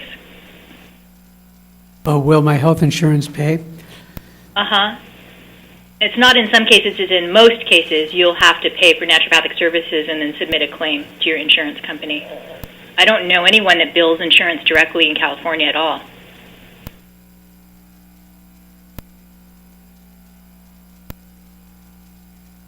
She just wants to change the word some to most. I think that's fine. Yeah, that's fine. Okay. And then on page 67, there's a question, I guess it comes from traditional naturopaths. I am board certified and hold a degree in naturopathic medicine. What does board certified mean in this context? By which board? Aren't we the board? Yeah, we might want to put that in quotes. Board certified, because there is a self-titled board. I believe the American Naturopathic Medical Association has It's not a board, it's an association. They issue, I hate to say this, but this is something this is what, they hold a piece of paper that they paid a couple $1,000s for or whatever that says board certified.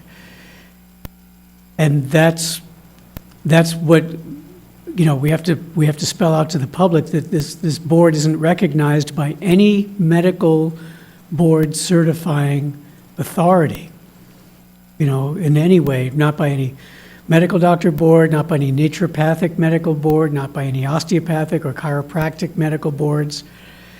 This is the question, this is why we get this question, because these people have paid money to this organization. We tried to license Dr. Hanji Bauer's dog under this, or get that board certified 30 years ago, which we could have done, but we just didn't want to give them the $600 for their coffers. Hi, sorry, this is Dr. Thompson. I just wanted to let you know that one of my residents, Dr. Amina Mohammed, has joined us and is in the room. Oh, very good. So, I think if we put the quotes around board certified, we could address that question, because Dr. D'Amico, there are people who have a piece of paper that says that they are board certified, even though it has absolutely no meaning.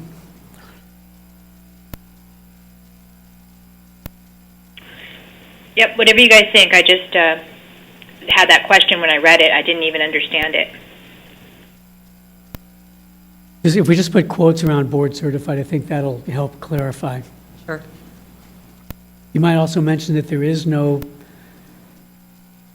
board certification in naturopathic medicine. However, there are specialty board certifications through the American Association of Naturopathic Physicians. Am I right about that? Don't they have board certification in oncology and such? You know, they have fellowships. Fellowships? People, okay. Okay, so there is a certification process. It's called a fellowship. So we might want to clarify that there are legitimate fellowships.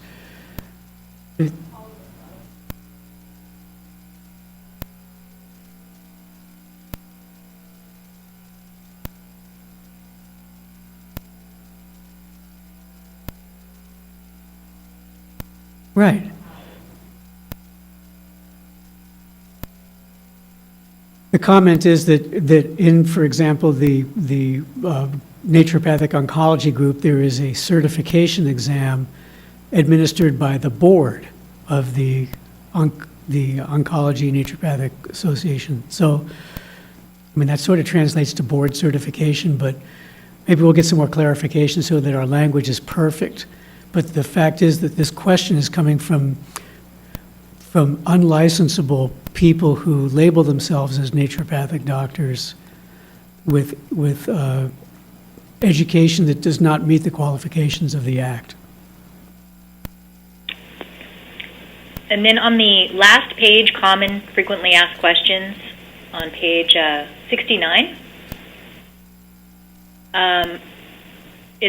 is it okay if I just ask you that I don't know the answer to a couple of these? Which is why they would be good to put on the website. Well, that's right. That's the point. point. Can we sign jury duty waivers and service animal forms? So that's going to be like any other document that comes your way. If it says medical provider, yes, you may. If it says physician, no, you may not. Okay. And what was the answer on the pellet therapy? I'm assuming that's like hormonal pellets under the skin?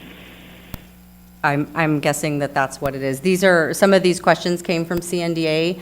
Some of these questions came from other licensees. And these are questions that we would still have to come up with the correct responses for and make sure that we are staying within our legal bindings to offer this information. Okay. So a little question I might throw in there is, can we perform biopsies if they don't require sutures?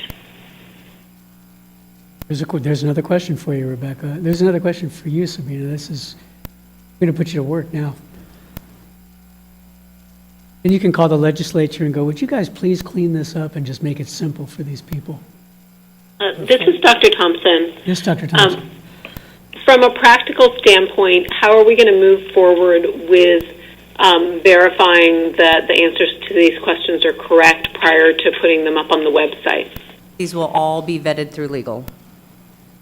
Yeah, we're consulting our legal counsel. That's how we'll know.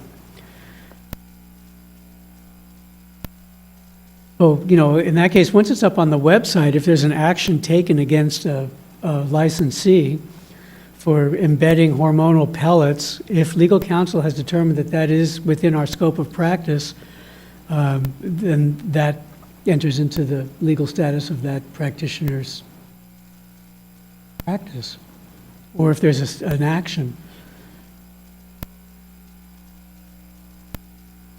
Yeah, That's your job. You're an attorney. Okay.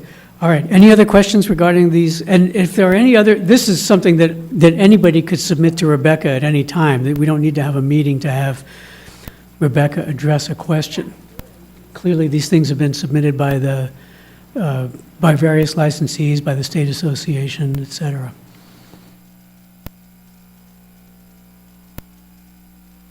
Any other discussion on tab 8, creation of frequently asked questions?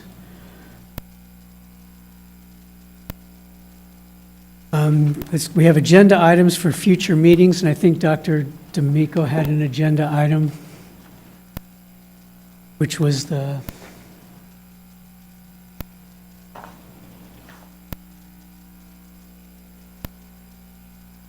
Dr. D'Amico, do you remember what you wanted to bring up at a future meeting?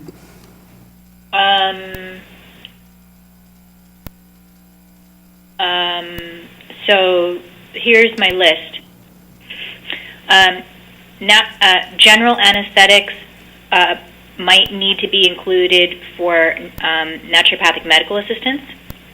You mean topical anesthetics? Yeah, topical, to put on, getting them ready for something being That's done. fine. You had said general, and that's clearly not in our scope, so No, I meant topical.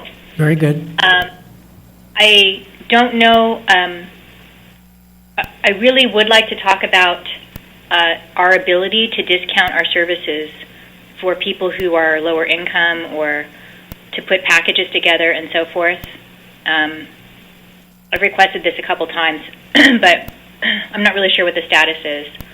All right. And are we ending the meeting right now? In the next few minutes. Okay. I wanted to just ask if we had, on our last meeting, we were scheduled to present to the Osteopathic Board on October 19th, and I just wondered if that happened. Oh, that's a very good question. Well, I'll let Rebecca answer. No, so at that time, we had some scheduling problems with the two presenters that would have been giving that presentation. So there is a January board meeting that the Osteopathic Medical Board is putting on. They have asked if you guys wanted to go and give a presentation during that time. I believe it was January 19th, but I can definitely confirm that for you. And one last thing, I just want to make sure we don't forget, and this might be part of our bigger strategic plan, I'm not sure, is that when we're looking at language for bills and all this stuff, a big glaring omission in the state of California is our ability to look at a sample of anything under a microscope. And we're currently not technically allowed to do that, but it is completely within our training and actually quite necessary and cost saving for both the patient and the state if we can do that. I meant for the patient. I'm not quite sure that that's excluded, but we'll look into that. We certainly can put that on as an agenda item for future meetings, or, we can look into that. As well as biopsies. Biopsies. Any other agenda items for future meetings? And I have a request also. If it's possible, since this is a PDF document when we get our meeting materials, could we have it with a table of contents in it? Because it will make it very easy for us to flip between the tabs. Now we have to scroll. Okay, Rebecca will discuss that with you offline. Okay, thank you. Actually, can I just let you guys know, when I send that material out to you via electronic format, if you click on the table of contents, it'll take you directly to that current tab. It's not working in my program, but it might work in Adobe or something. I'm not sure. Okay, well, we'll figure that out. It's working in mine. Okay. Yep. All right. Any other agenda items for future meetings? Okay, and of course, these can be submitted up to, before the agenda is posted, 10 days before our meeting, so there's nothing you have to answer right this moment. I did mention public comment for items not on the agenda earlier, but I'll take public comment for items not on the agenda again. Hearing none, let's establish our future meeting date and location. So this is our fun time. Pull out your calendars. Rebecca, Yes. is it currently law, or is there a date by which we learned last time that naturopathic doctors are required to make a display in their offices about consumer complaints?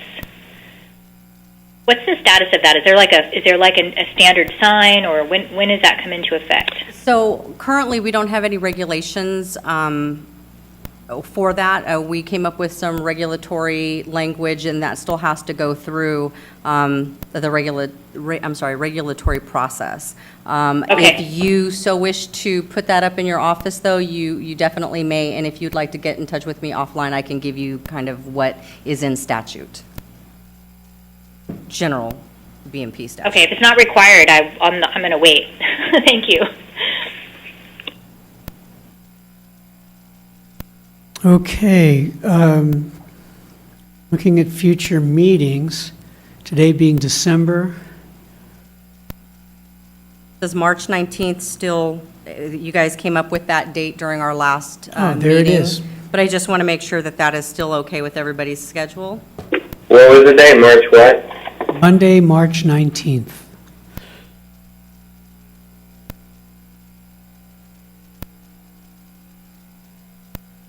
Hearing no objections, I guess that's the next date of our next meeting. And we'd like, I would prefer if we can conduct that as a regular meeting, so those who would like to be in personal attendance, it's much easier. So Monday, March 19th at 10 a.m. in Sacramento. Any further? This is Dr. Thompson. Yes, Dr. Thompson. Hi. I just had a question regarding the composition of the committee, given that several people's terms are ending. How does that work? That's a very good or question. When will we know what's going on with that? I'm going to let, I would like to speak to this at some point, but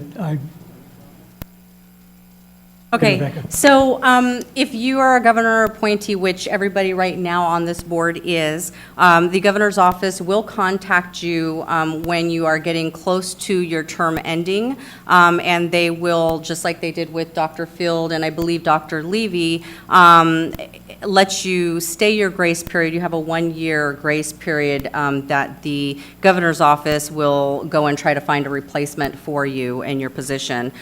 So you should be getting contacted by the governor's office. If you haven't, please give me a call and I will contact the governor's appointing office and find out kind of where they are. We also have, because of SB 796, we've got 2 of our public members that were appointed by the governor who are going to be removed and either moved to another commission or given the opportunity to go and apply through the other 2 authorities, which I believe is Senate. I'm sorry, I'd have to go to Yafana for this, but I believe Senate Pro Tem and...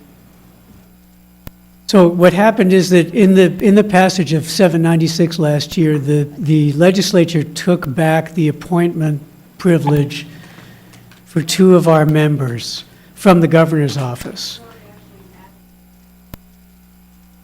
They added we have a board of 11 now? Oh.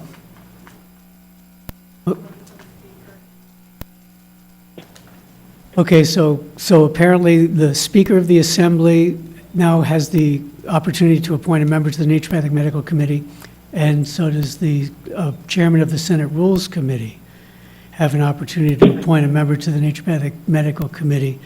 So this takes effect on January 1st, and then our committee number is 11. This is kind of news to me. I'm sorry that I'm acting so innocent, but which means...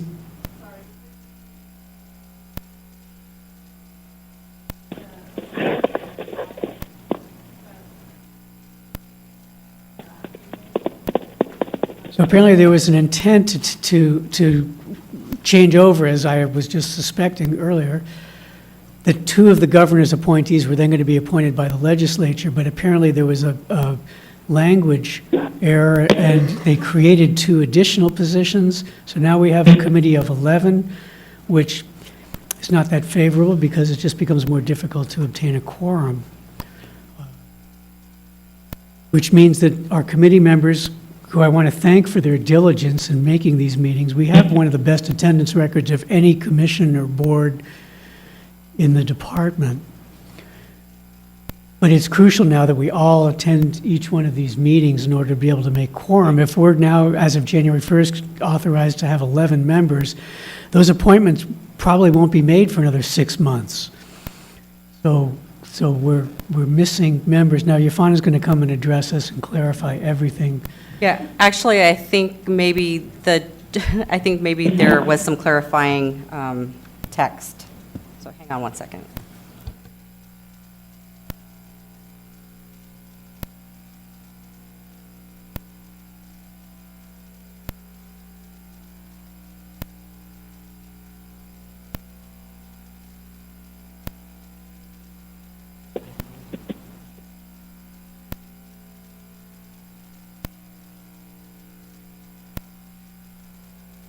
Before it got chaptered. So the enrolled version said 9 governors, the enrolled version said 9 governors appointees. The chaptered version says 7. So it is still 9 members. Oh, good, okay. Sorry for the confusion. That's why you're here. It seems they corrected it at the last minute. All right, so first we were corrected by Yafana, now we've been re-corrected by Yafana. But we are back to 9 members, which is nice. However, yes, as of January 1st, we're going to lose our 2 public members. And I would like to thank Mr. Kim and Dr. Gordon for their service. They've never missed a meeting. And their commentary has been very well received and very thought out at each meeting. And so why don't you apply through the Assembly Rules Committee or whoever it is and stay with us? All right? Seriously. Yeah, this is Alexander Kim. It was a pleasure to serve with you guys. Although I wanted to serve longer, I enjoyed my time, and I will definitely apply to another commission. Maybe the Senate Rules Committee, we'll see. It'd be great. We'll miss you. And this is Dr. C. Ditto with Dr. Kim. I enjoyed my time with you as well and appreciate each of you for the work that you're doing. All right, well, we look forward to you continuing with us if you can. Thank you so much. If you can manage. Any further commentary that we need? Good? All right, it is 12:43 and we're adjourned. You may now talk amongst yourselves.